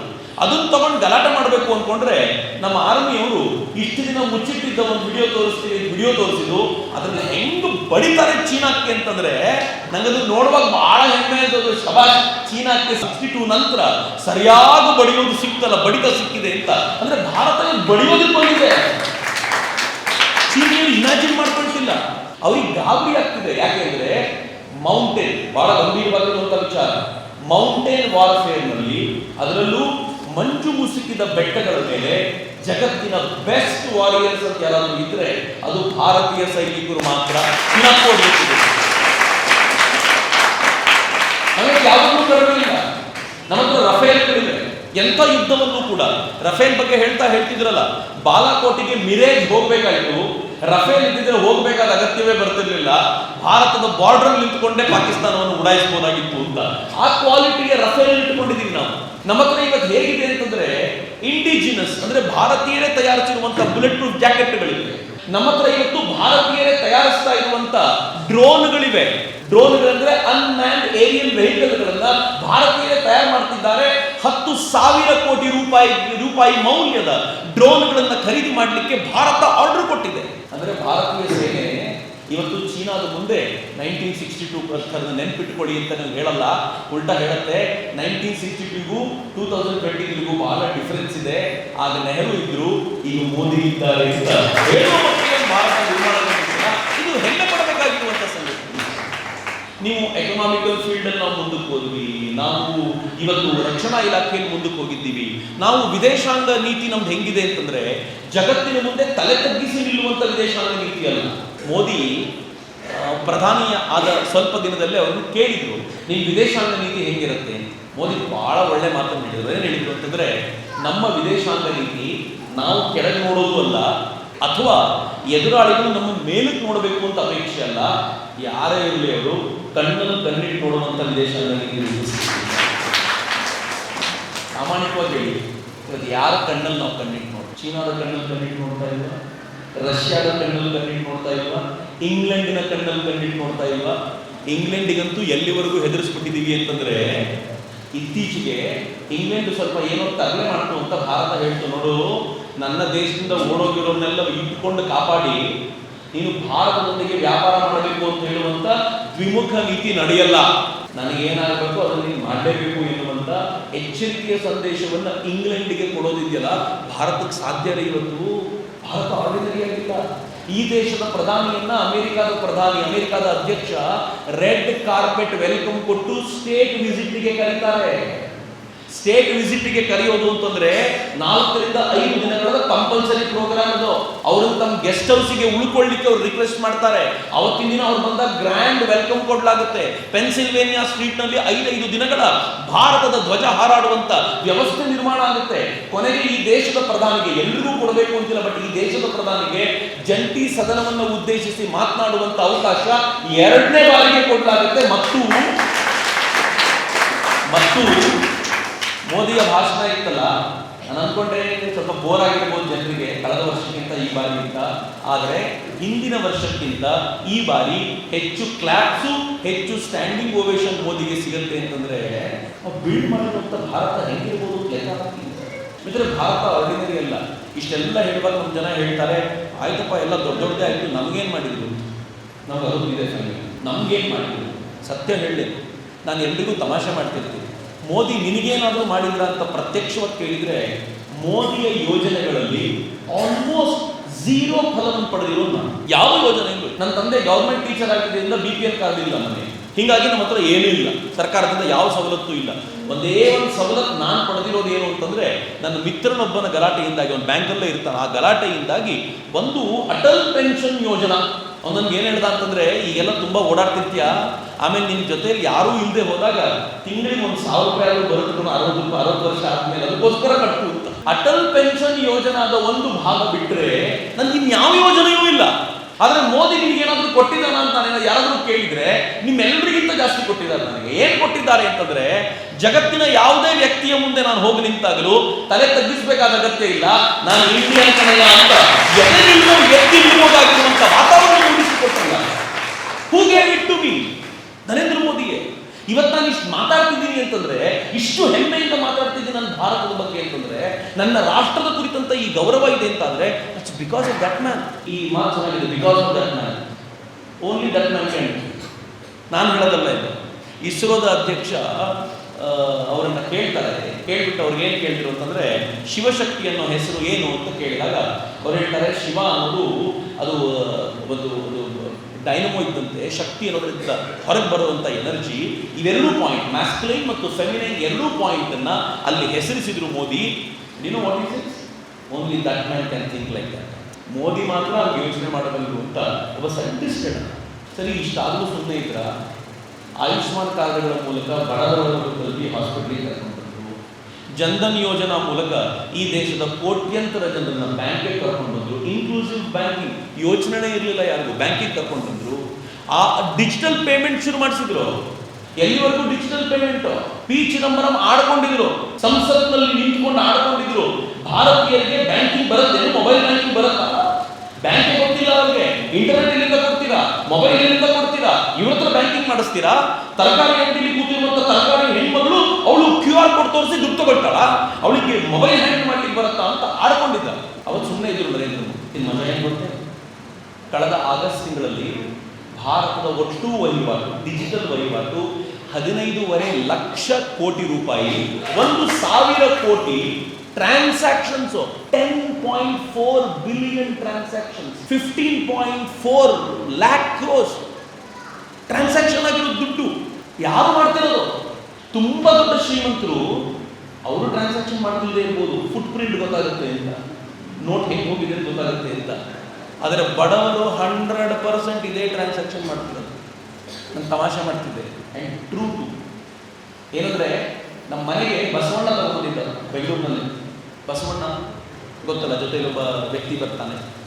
ನಾನು ಆಗ್ತಾನೆ ಆಫೀಸ್ಗೆ ಅಂತ ಹೊರಟೆ. ನಾನು ತಮಾಷೆ ಮಾಡಿದೆ, ಇಲ್ಲ ಕಣ ದುಡ್ಡು ಕೊಡಬೇಕು ಬಟ್ ಕ್ಯಾಶ್ ಇಲ್ಲ ಅಂತ. ಅವನು ಹಿಂಗೆ ತೋರಿಸ್ದ ಕೈ, ಬಸವಣ್ಣನ ಹಣೆಗಳು ಒಂದು QR ಕೋಡ್. ಅಂದ್ರೆ ಎಲ್ಲಿವರೆಗೂ ಬಂದಿದ್ದಾರೆ ಅಂತಂದ್ರೆ, ಆ QR ಕೋಡ್ ಅನ್ನು ಯೂಸ್ ಮಾಡಿ ಆ ಬಸವಣ್ಣ ಉಪಯೋಗಿಸೋದಕ್ಕೆ ಗೊತ್ತಾಗುತ್ತೆ. ಅವನು ಮತ್ತೊಬ್ಬನಿಗೆ ಕೊಡಬೇಕಾದ್ರೆ QR ಕೋಡ್ ಸ್ಕ್ಯಾನ್ ಮಾಡ್ತಾನೆ. ಅವನಿಗೆ ತುಂಬಾ ಚೆನ್ನಾಗಿ ಗೊತ್ತಿದೆ ಯಾರು ದಡ್ರು ಅಂತ ಕರೆದಿದ್ರು ಇವರು, ಅವ್ರುಗಳು ಚೆನ್ನಾಗಿ ಹ್ಯಾಂಡಲ್ ಮಾಡ್ತಿದ್ದಾರೆ. ಮತ್ತು ಇವ್ರ ದೃಷ್ಟಿಯಲ್ಲಿ ಯಾವ ಎಲೈಟ್ಗಳೋ ಬುದ್ಧಿವಂತರೋ ಅವ್ರು ಹ್ಯಾಂಡಲ್ ಮಾಡ್ತಾರೋ ಇಲ್ವೋ ನನಗಂತೂ ಗೊತ್ತಿಲ್ಲ. ನಂಗೆ ಡೌಟ್ ಇದೆ ಚಿದಂಬರಂ QR ಕೋಡ್ ಯೂಸ್ ಮಾಡೋದು, ಯಾಕಂದ್ರೆ ಫುಟ್ ಪ್ರಿಂಟ್ ಗೊತ್ತಾಗುತ್ತೆ ಅಂತ. ಆದರೆ ಈ ದೇಶದ ಕಾಮನ್ ಮ್ಯಾನ್ ಇದನ್ನಲ್ಲ, ಅವನಿಗೂ ತುಂಬಾ ಚೆನ್ನಾಗಿ ಬಳಸುವಂತ ಈ ಪದ್ಧತಿ ಇದೆಯಲ್ಲ, ಇದು ಭಾರತಕ್ಕೆ ಈ ಮಟ್ಟಿಗೆ ಜಗತ್ತಿನಲ್ಲಿ ಅತ್ಯಂತ ಹೆಚ್ಚು ಡಿಜಿಟಲ್ ಟ್ರಾನ್ಸಾಕ್ಷನ್ ಮಾಡ್ತಾ ಇರೋದು ಭಾರತ. ಎಷ್ಟು ಹೆಮ್ಮೆ ಪಡಬೇಕಾಗಿರುವಂತ ಸಂಗತಿ. ಅಂದ್ರೆ ಭಾರತೀಯರನ್ನ ದಡ್ರು ದಡ್ರು ದಡ್ರು ದಡ್ರು ಅಂತ ಕರೆದು ತಾವು ಮೆರೆಯುವಂತ ಅವಕಾಶವನ್ನ ಮೋದಿ ಅನ್ನುವಂಥ ಈ ಒಬ್ಬ ಪುಣ್ಯಾತ್ಮ ಪೂರ್ತಿ ಇವ್ರ ಕೈಯಿಂದ ಕಿತ್ಕೊಂಡಲ್ಲ, ಅದು ಬಹಳ ವಿಶಿಷ್ಟವಾಗಿರುವಂಥದ್ದು ಅಂತ. ಈ ಕಾರಣಕ್ಕೆ ನನಗನ್ಸೋದು, ನಾನು ಮೋದಿಯನ್ನ ಬಗ್ಗೆ ಮಾತಾಡಲಿಕ್ಕೆ ಅಂತಲ್ಲ, ಇಡೀ ರಾಷ್ಟ್ರದ ಪರಿಭಾಷೆಯನ್ನ ಹೊಸ ರೂಪದಲ್ಲಿ ನಮ್ಮ ಮುಂದೆ ಇಟ್ಕೊಟ್ಟ ಪುಣ್ಯಾತ್ಮ ಅಂತ. ಅದೆಷ್ಟೋ ವರ್ಷಗಳ ತಪಸ್ಸಿನ ಫಲ ಅಂತ ನನಗನ್ಸುತ್ತೆ. ನೀವು ಯೋಚನೆ ಮಾಡ್ಬೋದು, ನಂಗೆ ಗೊತ್ತಿಲ್ಲ, ನಾನು ಪ್ರಯತ್ನ ಪಟ್ಟೆ. ಮೋದಿಗಿಂತಲೂ ಹಿಂದೆ ಎಷ್ಟು ವರ್ಷಗಳ ಹಿಂದೆ ಈ ಥರದ ಮತ್ತೊಬ್ಬ ರಾಜ ಬಂದಿರ್ಬೋದು? ಇಡೀ ಭಾರತವನ್ನು ಆಳುವಂತ, ಇಡೀ ಭಾರತವನ್ನ ಈ ತರ ಪ್ರಗತಿಯ ವಿಕಾಸದ ಪಥದಲ್ಲಿ ನಡೆಸುವಂತ ಮತ್ತೊಬ್ಬ ರಾಜ ಎಷ್ಟು ವರ್ಷಗಳ ಹಿಂದೆ ಬಂದಿದ್ದಿರಬಹುದು ಅಂತ. ನೀವು ಶಿವಾಜಿ ಮಹಾರಾಜರು ಅನ್ನೋದಾದ್ರೆ Maratha empire, it was not India. ಸ್ವಲ್ಪ ಮಟ್ಟಿಗೆ ಪೇಶ್ವೆಗಳು ಎಕ್ಸ್ಟೆಂಡ್ ಮಾಡಿದ್ರು. ಕೃಷ್ಣದೇವರಾಯರು ವಿಜಯನಗರ ಸಾಮ್ರಾಜ್ಯ, ಅದು ಕರ್ನಾಟಕ ಮತ್ತು ಆಂಧ್ರಗಳೆಡೆಗೆ ಇತ್ತು. ನೀವು ಚೋಳರ ಸಾಮ್ರಾಜ್ಯ ಹೇಳೋದಾದ್ರೆ ತಮಿಳುನಾಡು ಮತ್ತು ಸ್ವಲ್ಪ ಸೌತ್ ಈಸ್ಟ್ ಏಷ್ಯಾದ ಕಡೆಗೆ ಹೋಗಿದ್ರು. ಅಫ್ಕೋರ್ಸ್ ಅವರು ಗ್ರೇಟ್ ವಾರಿಯರ್ಸ್. ಅಂದರೆ ಅಖಂಡ ಭಾರತವನ್ನು, ಇಡೀ ಭಾರತವನ್ನ ಈ ಮಟ್ಟಿಗೆ ವಿಕಾಸದ ಹಾದಿಯಲ್ಲಿ ತೆಗೆದುಕೊಂಡು ಹೋದಂಥ ಮತ್ತೊಬ್ಬ ರಾಜ ಬಹುಶಃ ರೀಸೆಂಟ್ ಹಿಸ್ಟ್ರಿಯಲ್ಲಿ ಕಾಣಲಿಲ್ಲ ಅಂತ. ಇಡೀ ರಾಷ್ಟ್ರವನ್ನು ಒಂದು ಮಾಡುವಂಥ ಈ ಅದ್ಭುತವಾಗಿರುವಂಥ ಪರಂಪರೆ ಇದೆಯಲ್ಲ, ಈ ಪರಂಪರೆಗೆ ಪೂರಕವಾಗಿ ನಿಲ್ಲಬೇಕಾದಂಥ ಅಗತ್ಯ ಇದೆ. ಇದಕ್ಕೆ ಆಗಬೇಕಾಗಿರೋ ದೊಡ್ಡ ಕೆಲಸ ಏನು? ನಮ್ಮ ನಡುವೆ ಇರುವಂಥ ವೈರುಧ್ಯಗಳನ್ನು ಕಡಿಮೆ ಮಾಡ್ಕೊಳ್ತಾ ಹೋಗಬೇಕು. ನಾವೆಲ್ಲರೂ ಭಾರತೀಯರಾಗಿ ಒಟ್ಟಾಗಿ ನಿಲ್ಲಬೇಕಾದಂಥ ಅಗತ್ಯ ಇದೆ. ನಮ್ಮನ್ನು ಉತ್ತರದವರು ದಕ್ಷಿಣದವರು ಅಂತ ಭೇದ ಮಾಡಿದ್ರು. ಅದನ್ನು ಈಗಲೂ ಹೆಚ್ಚು ಮಾಡುವಂಥ ಪ್ರಯತ್ನವನ್ನು ಮಾಡ್ತಾ ಇದ್ದಾರೆ. ಪ್ರಯತ್ನಪೂರ್ವಕವಾಗಿ ಕಡಿಮೆ ಮಾಡಬಹುದಾ? ನಮ್ಮಿಂದ ಆಗಬೇಕಾಗಿರೋ ಕೆಲಸ. ನಮ್ಮನ್ನ ಬ್ರಾಹ್ಮಣರು ದಲಿತರು ಅಂತ ಡಿವೈಡ್ ಮಾಡಿ ಅವ್ರು ಎಷ್ಟು ಚೆನ್ನಾಗಿ ನಮ್ಮ ತಲೆಗೆ ತುಂಬಿಟ್ರು ಅಂತಂದ್ರೆ, ಬ್ರಾಹ್ಮಣರು ನಿಶ್ಚಯ ಮಾಡಿದ್ರು ದಲಿತರ ಹತ್ರ ಹೋಗೋದು ಬೇಡ ಅಂತ, ದಲಿತರು ನಿಶ್ಚಯ ಮಾಡಿದ್ರು ಇವ್ರಿಗೂ ನಮಗೂ ಸಂಬಂಧ ಇಲ್ಲ. ಆದ್ರೆ ಯಾವ ದೃಷ್ಟಿಯಿಂದ ಭಿನ್ನತೆ? ಜನ್ಮನ ಜಾಯತೆ ಶೂದ್ರ ಸಂಸ್ಕಾರ ದ್ವಿಜ ಉಚ್ಯತೆ. ಎಷ್ಟು ಸಲ ಭಾಷಣದಲ್ಲಿ ಹೇಳಿದ್ರು. Do we agree? ಸಂಸ್ಕಾರವನ್ನು ಪಡ್ಕೊಂಡಂಥವ್ರೆಲ್ಲರೂ ಕೂಡ ದ್ವಿಜರು ಅನ್ನೋ ಆ ಸತ್ಯವನ್ನು ಅರಿಲಿಕ್ಕೆ ಸಾಧ್ಯವಾಗುತ್ತಾ? ಕಷ್ಟ ಆಗುತ್ತೆ. ಯಾಕೆಂದ್ರೆ ಆ ಕ್ರಿಶ್ಚಿಯನ್ ಹುಟ್ಟಾಗಿದ್ದ ದಾಸ್ಯ ಬುದ್ಧಿಯಿಂದ ಆಚೆ ಬರ್ಲಿಕ್ಕೆ ಆಗ್ಲೇ ಇಲ್ಲ ಅಂತ ಒಂದು ಬದಲಾವಣೆ ಬರಬೇಕಲ್ಲ. ಅವರೊಳಗೂ ಇರ್ಬೋದಾಗಿರುವಂತ ಆ ತಲೆಯೊಳಗೆ ತುಂಬಿರುವಂತ ಆ ಚಿತ್ರವನ್ನ ಹೊರಗಡೆ ತೆಗಿಬೇಕಾಗಿದ್ದಿಲ್ಲ. ಹಿಂದೂ ಧರ್ಮ, ಸನಾತನ ಧರ್ಮ ಯಾವತ್ತೂ ಭೇದವನ್ನೆಣಿಸಲಿಲ್ಲ ಅನ್ನೋದನ್ನ ಹೇಳಬೇಕಿತ್ತಲ್ಲ. ನಾವೇನಾದ್ರೂ ಈ ಜನರನ್ನ ಮನೆಗೆ ಸೇರಿಸಿಕೊಳ್ಳಲಿಲ್ಲ ಅನ್ನೋದೇ ಸತ್ಯವಾಗಿದ್ದರೆ, ಕ್ಷತ್ರಿಯನಾಗಿರುವಂತ ರಾಮನನ್ನ ಗರ್ಭಗುಡಿಯಲ್ಲಿಟ್ಟು ಪೂಜೆ ಮಾಡಬಾರದಾಗಿತ್ತು. ವೇದವ್ಯಾಸರು ಬರೆದ ಕೃತಿಯನ್ನ ಯಾಕಾದ್ರೂ ಓದಬೇಕು? ವಾಲ್ಮೀಕಿಗಳು ಬರೆದ ರಾಮಾಯಣವನ್ನ ಯಾಕೆ ಓದಬೇಕ್ರಿ? ಯಾವ ವಾಲ್ಮೀಕಿ? ನಾವು ಯೋಚನೆ ಮಾಡಬೇಕಾಗಿರುವ ಸಂಗತಿಯಲ್ಲ. ಕೃಷ್ಣ ಯಾವ ಜಾತಿಗೆ ಸೇರಿದವನು ಅಂದ್ರೆ, ಕೃಷ್ಣ ಇದ್ದಾಗ, ರಾಮ ಇದ್ದಾಗ, ವಾಲ್ಮೀಕಿಗಳಿದ್ದಾಗ, ವ್ಯಾಸರಿದ್ದಾಗ ಇಲ್ಲಿ ಯಾವುದೇ ಅಪಸವ್ಯಗಳಿರಲಿಲ್ಲ. ಕಾಲಕ್ರಮದಲ್ಲಿ ಬಂದಿರುವಂಥದ್ದು ಹೇಗೆ ಕಾಲಕ್ರಮದಲ್ಲಿ ಬಂದಿರುವಂಥದ್ದೆಲ್ಲ ಬೀಳಬೇಕೋ ಹಾಗೆ ಇದೂ ಕೂಡ ಬಿದ್ದೋಗಬೇಕು. ಇಡೀ ಭಾರತ ಒಂದಾಗಿ ಅಖಂಡವಾಗಿ ಜಗತ್ತಿನ ಮುಂದೆ ಎದೆ ಎತ್ತಿ ನಿಲ್ಲುವಂತಾಗಬೇಕು ಅನ್ನೋದೇ ರಾಷ್ಟ್ರೀಯತೆಯ ಬೇಸಿಕ್ ಅಂಶ. ಇವತ್ತಿನ ತಗೊಂಡು ತಿಳ್ಕೊಳ್ಬೇಕಾಗಿರುವ ಮಹತ್ವದ ಸಂಗತಿ ಅದೇ. ಅವರೆಲ್ಲ ಭಾವನೆಯನ್ನು ಮೂಡಿಸಬೇಕಾದ ಪ್ರಯತ್ನ. ಡಾಕ್ಟರ್ ಬಾಬಾ ಸಾಹೇಬ್ ಅಂಬೇಡ್ಕರ್ ಹೇಳಿದರು. ಇವೆಲ್ಲದಕ್ಕೂ ಒಂದು ಸೂತ್ರ ಹೇಳಿದರು, ಬಹಳ ಸುಂದರವಾದ. ದುರದೃಷ್ಟ ಭಾರತ ಅದನ್ನು ಅಕ್ಸೆಪ್ಟ್ ಮಾಡ್ಕೊಳ್ಳಿಲ್ಲ. ಅವ್ರೇನು ಹೇಳಿದ್ರು ಗೊತ್ತಾ? ನಿಮಗೂ ಆಶ್ಚರ್ಯ ಅಂತ. ಕೆಲವೊಂದ್ಸಲ ಏನಾಗ್ಬಿಡುತ್ತೆ ಅಂತಂದ್ರೆ, ಕೆಲವು ವ್ಯಕ್ತಿಗಳನ್ನ ಕೆಲವರು ತುಂಬಾ ಪ್ರೀತಿಸ್ತಾರೆ, ಇನ್ನು ಕೆಲವರು ತುಂಬಾ ದ್ವೇಷಿಸ್ತಾರೆ. ದ್ವೇಷಕ್ಕೂ ಕಾರಣ ಇಲ್ಲ, ಪ್ರೀತಿಗೂ ಕಾರಣ ಇಲ್ಲ. ಬಹಳ ವಿಚಿತ್ರವಾಗಿದೆ. ಬಾಬಾ ಸಾಹೇಬರನ್ನ ಅನೇಕರು ದ್ವೇಷಿಸ್ತಾರೆ. ನಾನು ನೋಡ್ತೀನಿ, ಅವರನ್ನ ವಿಚಿತ್ರ ಅನ್ಸುತ್ತೆ. ಆದ್ರೆ ಬಾಬಾ ಸಾಹೇಬ್ರು ಏನ್ ಹೇಳಿದ್ರು ಗೊತ್ತಾ? ಭಾರತದಲ್ಲಿ ನಾವು ಅಧಿಕೃತ ಭಾಷೆಯನ್ನು ಒಪ್ಪಿಕೊಳ್ಳುವಾಗ ಸಂಸ್ಕೃತವನ್ನು ಅಧಿಕೃತ ಭಾಷೆ ಮಾಡಿ ಅಂತ ಹೇಳಿದ್ದು ಡಾಕ್ಟರ್ ಬಾಬಾ ಸಾಹೇಬ್ ಅಂಬೇಡ್ಕರ್, ಬೇರೆ ಯಾರು ಅಲ್ಲ. Doctor Baba Saheb Ambedkar scheduled caste federation ಅಲ್ಲಿ ಮಾತನಾಡ್ತಾ ಏನ್ ಹೇಳ್ತಾರೆ ಗೊತ್ತೇನು? ಅವ್ರು ಹೇಳ್ತಾರೆ, ನಾವು ಸಂಸ್ಕೃತವನ್ನ ರಾಷ್ಟ್ರ ಭಾಷೆಯಾಗಿ ಒಪ್ಕೊಳ್ಬೇಕಾಗಿರುವಂತ ಸಂದರ್ಭ ಬಂದಿದೆ. ಒಮ್ಮೆ ಸಂಸ್ಕೃತ ರಾಷ್ಟ್ರ ಭಾಷೆಯಾಗಿ ಎಲ್ಲರೂ ಅದರಲ್ಲಿ ವಾರ್ತಾಲಾಪ ಮಾಡ್ತಾರೆ ಅಂತಾದ್ರೆ ಸಹಜವಾಗಿ ಸಂಸ್ಕಾರ ಮೂಡುತ್ತೆ. ಇದರಿಂದಾಗಿ ನಮ್ಮೊಳಗಿರುವಂತ ಭಿನ್ನತೆಗಳು ಕರಗಿ ಹೋಗುತ್ತೆ ಅಂತ ಬಾಬಾ ಸಾಹೇಬರ ಅಂತರಂಗದ ದನಿ ಹೇಳಿತ್ತು. ಆದ್ರೆ ಅವತ್ತು ಶೆಡ್ಯೂಲ್ಡ್ ಕಾಸ್ಟ್ ಫೆಡರೇಷನ್ ಅಲ್ಲಿ ಒಬ್ಬ ತರುಣ ಇದ್ದ, ಬಿ ಟಿ ಮೌರ್ಯ ಅಂತ. ಆ ತರುಣ ಎದ್ದಿತ್ತು ಬಾಬಾ ಸಾಹೇಬರನ್ನ ಚೆನ್ನಾಗಿ ವಿರೋಧಿಸಿ ಬಾಬಾ ಸಾಹೇಬರ ಈ ವಿಚಾರಧಾರೆ ಗೊತ್ತುವಳಿ ಬಿದ್ದು ಹೋಗುವಂತೆ ಮಾಡಿದ. ಕೊನೆಗೆ ಆ ಕಡೆಯಿಂದ ಈ ದನಿ ಬರಲಿಲ್ಲ ಅನ್ನೋ ಕಾರಣಕ್ಕೋಸ್ಕರ ಈ ಸಂಸ್ಕೃತವನ್ನ ರಾಷ್ಟ್ರ ಭಾಷೆಯಾಗಿ ಅಧಿಕೃತ ಭಾಷೆಯಾಗಿ ಒಪ್ಪಿಕೊಳ್ಳುವಂತ ಈ ಧಾವಂತ ನಿಂತು ಹೋದ ಕಾರಣಕ್ಕೋಸ್ಕರ ಇವತ್ತಿಗೂ ಬಡದಾಡ್ಕೊಂಡಿದ್ದೀವಿ. ಸಂಸ್ಕೃತವೇ ಭಾಷೆಯಾಗಿದ್ದರೆ ಉಳಿದೆಲ್ಲ ಭಾಷೆಗಳನ್ನ ಜೊತೆಯಲ್ಲಿ ತೆಗೆದುಕೊಂಡು ಬೆಳೀಲಿಕ್ಕೆ ಅವಕಾಶ ಮಾಡಿಕೊಡ್ತಿತ್ತು.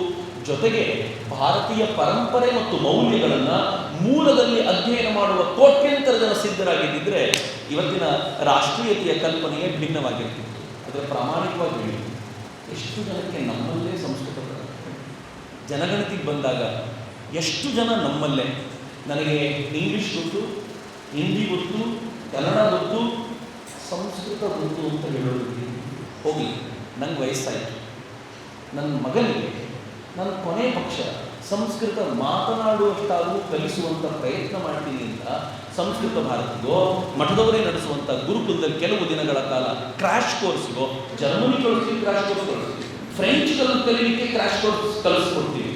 ಸಂಸ್ಕೃತವನ್ನು ಕಲೀಲಿಕ್ಕೆ ಯಾಕೆ ಕಳಿಸ್ತಿಲ್ಲ? ಯಾಕೆ ಅಂತಂದ್ರೆ ಇಟ್ಸ್ ಅ ಡೆಡ್ ಲ್ಯಾಂಗ್ವೇಜ್ ಅಲ್ವಾ ಅಂತ ಹೇಳ್ತೀವಿ. ಯಾರು? ಅಮೆರಿಕನ್ರಲ್ಲ, ಯುರೋಪಿಯನ್ರಲ್ಲ, ನಾನು ನೀವು ಹೇಳಲ್ಲ. You think it's dead language? ಇವತ್ತಿಗೂ ಸಂಸ್ಕೃತ ಜೀವಂತಿಕೆಯಿಂದ ಕೂಡಿರುವಂಥ ಭಾಷೆ. ಸಂಸ್ಕೃತ ನೇರವಾಗಿ ಅಫ್ಕೋರ್ಸ್ ತಾನೇ ಉಸಿರಾಡ್ತಿದೆ, ಜಗತ್ತಿನ ಜನಕ್ಕೆ ತಾನೇ ನೇರವಾಗಿ ಉಸಿರಾಡ್ತಾ ಇರೋದು ಕಾಣದೇ ಇರಬಹುದು. ಆದರೆ ಎಲ್ಲ ಭಾರತೀಯ ಭಾಷೆಗಳ ಮೂಲಕ ಮತ್ತು ಜಗತ್ತಿನ ಅನೇಕ ಭಾಷೆಗಳ ಮೂಲಕ ಉಸಿರಾಟ ಮಾಡ್ತಾ ಇರುವಂಥ ಅಪರೂಪದ ಭಾಷೆಯಾಗಿ ಸಂಸ್ಕೃತ ಉಳ್ಕೊಂಡಿದೆ ಅಂತ ನೆನಪಿಟ್ಕೊಳ್ಳಿ. ಈ ಭಾಷೆಯನ್ನ ಎಷ್ಟು ಜೀವಂತಗೊಳಿಸ್ತೀವೋ ಭಾರತ ಅಷ್ಟು ಪುನರುತ್ಥಾನಗೊಳ್ಳುತ್ತೆ. ಅನೇಕ ಇದಕ್ಕೆ ವಿರೋಧಿಸ್ಬೋದು. I don't mind. ನರೇಂದ್ರ ಮೋದಿಯ ಬಗ್ಗೆ ನನಗಿರುವಂಥ ಮತ್ತೊಂದು ಗೌರವ ಅಂತಂದರೆ, ಶ್ರಾವಣದ ಹುಣ್ಣಿಮೆಯನ್ನ ಅವರು ವಿಶ್ವ ಸಂಸ್ಕೃತ ದಿನವನ್ನಾಗಿ ಘೋಷಿಸಿದ್ರು. ಪರಿಣಾಮ ಆ ವಿಶ್ವ ಸಂಸ್ಕೃತ ದಿವಸವನ್ನ ಚಾನಲ್ಗಳು ಸೆಲೆಬ್ರೇಟ್ ಮಾಡ್ತಾರೆ. ಈಗ ಅವರು ಸಂಸ್ಕೃತ ಮಾತನಾಡಿ ಟ್ರೈ ಮಾಡ್ತಾರೆ. ಯಾಕೆ ನಾವಲ್ಲ? ನಮ್ಮದಲ್ಲದ ಇಂಗ್ಲಿಷ್ ಭಾಷೆನೇ ಇಷ್ಟು ಚೆನ್ನಾಗಿ ಕಲ್ತಿರ್ಬೋದಾದ್ರೆ ನಮ್ಮದೇ ಆಗಿರೋ ಸಂಸ್ಕೃತ ಕಲಿಯೋದಕ್ಕೆ ನಾವ್ಯಾಕೆ ಪ್ರಯತ್ನ ಪಡಬಾರ್ದು? ರಾಷ್ಟ್ರೀಯತೆ ಬಗ್ಗೆ ಮಾತನಾಡೋದು ಬಹಳ ಸುಲಭ, ಆದರೆ ರಾಷ್ಟ್ರೀಯತೆಯ ಅನುಭೂತಿಯ ಆರಂಭ ಸಂಸ್ಕೃತ ಭಾಷೆಯಿಂದನೇ ಅಂತಾದರೆ ಯಾಕೆ ನಾವಲ್ಲ? ಯಾಕೆ ನಾವು ಇದರ ಕಾರ್ಯಕರ್ತರಾಗಬಾರ್ದು? ಯಾಕೆ ಇದನ್ನು ಸಮಾಜಕ್ಕೆ ಮುಟ್ಟಿಸುವಂಥ ದೊಡ್ಡ ಪ್ರಯತ್ನ ಮಾಡಬಾರ್ದು? ಈ ಥರದ ಅನೇಕ ಪ್ರಶ್ನೆಗಳು ನನ್ನನ್ನು ಯಾವಾಗಲೂ ಕಾಡ್ತಿರ್ತವೆ. ಆ ದಿಕ್ಕಿನಲ್ಲಿ ನಾವೆಲ್ಲರೂ ನಿರಂತರವಾದ ಪ್ರಯತ್ನ ಮಾಡೋಣ. ನೆನ್ಪಿಟ್ಕೊಳ್ಳಿ, ಈ ರಾಷ್ಟ್ರ ನಾಶವಾಗುವ ರಾಷ್ಟ್ರ. ವಿವೇಕಾನಂದನ್ ಯಾರೋ ಕೇಳ್ತಾರೆ, ಶಾಲ್ ಇಂಡಿಯಾ ಡೈ?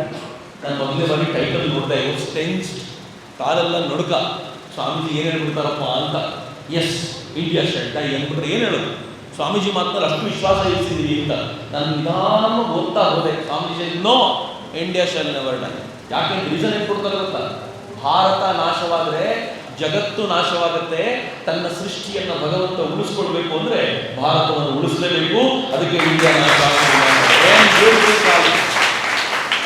ಸ್ವಾಮೀಜಿ ಅದೇ ಲೇಖನದಲ್ಲಿ ಮುಂದುವರೆದು ಹೇಳ್ತಾರೆ, ಜಗತ್ತಿನಲ್ಲಿ ಒಳಿತು ಅಂತ ಏನಾದರೂ ಇದ್ರೆ ನೀವು ಯಾವ್ದಾವ್ದನ್ನು ಒಳ್ಳೆಯದು, ಇದು ಶ್ರೇಷ್ಠವಾದ್ದು ಅಂತ ಕರಿತೀರೋ ಅದೆಲ್ಲವೂ ಇರೋದು ಭಾರತದಲ್ಲೇ. ಇದು ನಾಶವಾಯಿತು ಅಂತಂದ್ರೆ ಆ ಒಳಿತು ಅನ್ನೋದು ನಾಶವಾಗಿಬಿಡುತ್ತೆ. ಇದು ಉಳಿಲೇಬೇಕು, ಆಗ ಮಾತ್ರ ಈ ಜಗತ್ತು ಉಳಿಲಿಕ್ಕೆ ಸಾಧ್ಯ ಅಂತ ಅವ್ರು ಹೇಳ್ತಾರಲ್ಲ. ಮತ್ತೊಮ್ಮೆ ಜಗತ್ತನ್ನು ಉಳಿಸಲಿಕ್ಕೆ ಭಾರತದ ಹತ್ರನೇ ಸಾಧ್ಯ. And he quotes many time. ಅವ್ರು ಕೊಲಂಬೋದಿಂದ ಆಲ್ಮೋರಾಕ್ಕೆ ಸಿಕ್ಕಾಪಟ್ಟೆ ಸಲ ಏನು ಹೇಳ್ತಾರೆ ಗೊತ್ತಾ? ಜಗತ್ತನ್ನೆಲ್ಲ ಒಗ್ಗೂಡಿಸುವ ಒಂದೊಂದು ಫೋರ್ಸ್ ಬರುತ್ತೆ. ಒಂದು ಕಾಲದಲ್ಲಿ ಮುಸ್ಲಿಮರು ಜಗತ್ತನ್ನು ಒಗ್ಗೂಡಿಸಿದ್ರು, ಒಂದು ಕಾಲದಲ್ಲಿ ಕ್ರಿಶ್ಚಿಯನ್ರು ಜಗತ್ತನ್ನು ತಮ್ಮ ಆಕ್ರಮಣದ ಮೂಲಕ ಒಗ್ಗೂಡಿಸಿದ್ರು. ಒಗ್ಗೂಡಿಸಿ ಜಗತ್ತನ್ನು ಒಂದು ಮಾಡಿದಾಗ ಆ ಬ್ರಿಡ್ಜಿನ ಮೇಲೆ ಭಾರತೀಯರು ಹೋಗಿ ತಮ್ಮ ಸಂಸ್ಕೃತಿಯನ್ನು ಪಸರಿಸಿ ಜಗತ್ತಿಗೆ ಸಂಸ್ಕಾರವನ್ನು ಕೊಡ್ತಾರೆ ಅಂತ ವಿವೇಕಾನಂದರು ಹೇಳ್ತಾರಲ್ಲ. ಯಾರಿಗೊತ್ತು ಈ ಜಾಗತಿಕ ಮಟ್ಟದಲ್ಲಿ ಮತ್ತೊಮ್ಮೆ ಭಾರತಕ್ಕೆ ಅವಕಾಶ ಬಂದಿದೆ. ಈ ಅವಕಾಶ ಒಬ್ಬ ವ್ಯಕ್ತಿಯಿಂದಾಗಿ ಸಿಕ್ಕಂಥದ್ದಲ್ಲ. 140 ಕೋಟಿ ಭಾರತೀಯರು ಪಡ್ಕೊಂಡಿರುವಂಥದ್ದು. 140 ಕೋಟಿ ಭಾರತೀಯರ ಕರ್ತವ್ಯವು ಅಷ್ಟೇ ಜೋರಾಗಿದೆ ಅನ್ನೋದನ್ನ ನಾವು ಮರಿದೇ ಹೋದರೆ ಈ ರಾಷ್ಟ್ರೀಯತೆಯ ಈ ಪ್ರವಾಹ ಹೇಗೆ ಹರಿತಾ ಇದೆ, ಈ ಪ್ರವಾಹವನ್ನು ಉಳಿಸ್ಕೊಳ್ಳಿಕ್ಕೆ ಸಾಧ್ಯ ಅಂತ ನಾನು ಅತ್ಯಂತ ಕೃತಜ್ಞತೆಯಿಂದ ಭಾವಿಸ್ತಾ, ಪ್ರೀತಿಯಿಂದ ಆಗಿಸ್ತಾ ನಿಮಗೆಲ್ಲರಿಗೂ ಧನ್ಯವಾದಗಳನ್ನು ಪ್ರೀತಿಯಿಂದ ಆಹ್ವಾನಿಸ್ತಾ ಈ ಮಠದ ಎಲ್ಲ ಸಂಯುಕ್ತಗಳನ್ನು ಪ್ರೀತಿಯಿಂದ ನಮಸ್ಕರಿಸಿ ನನ್ನ ಮಾತುಗಳನ್ನು ತಾಯಿ ಭಾರತೀಯ ಪದತಲಕ್ಕೆ ಸಮರ್ಪಿಸ್ತೀನಿ.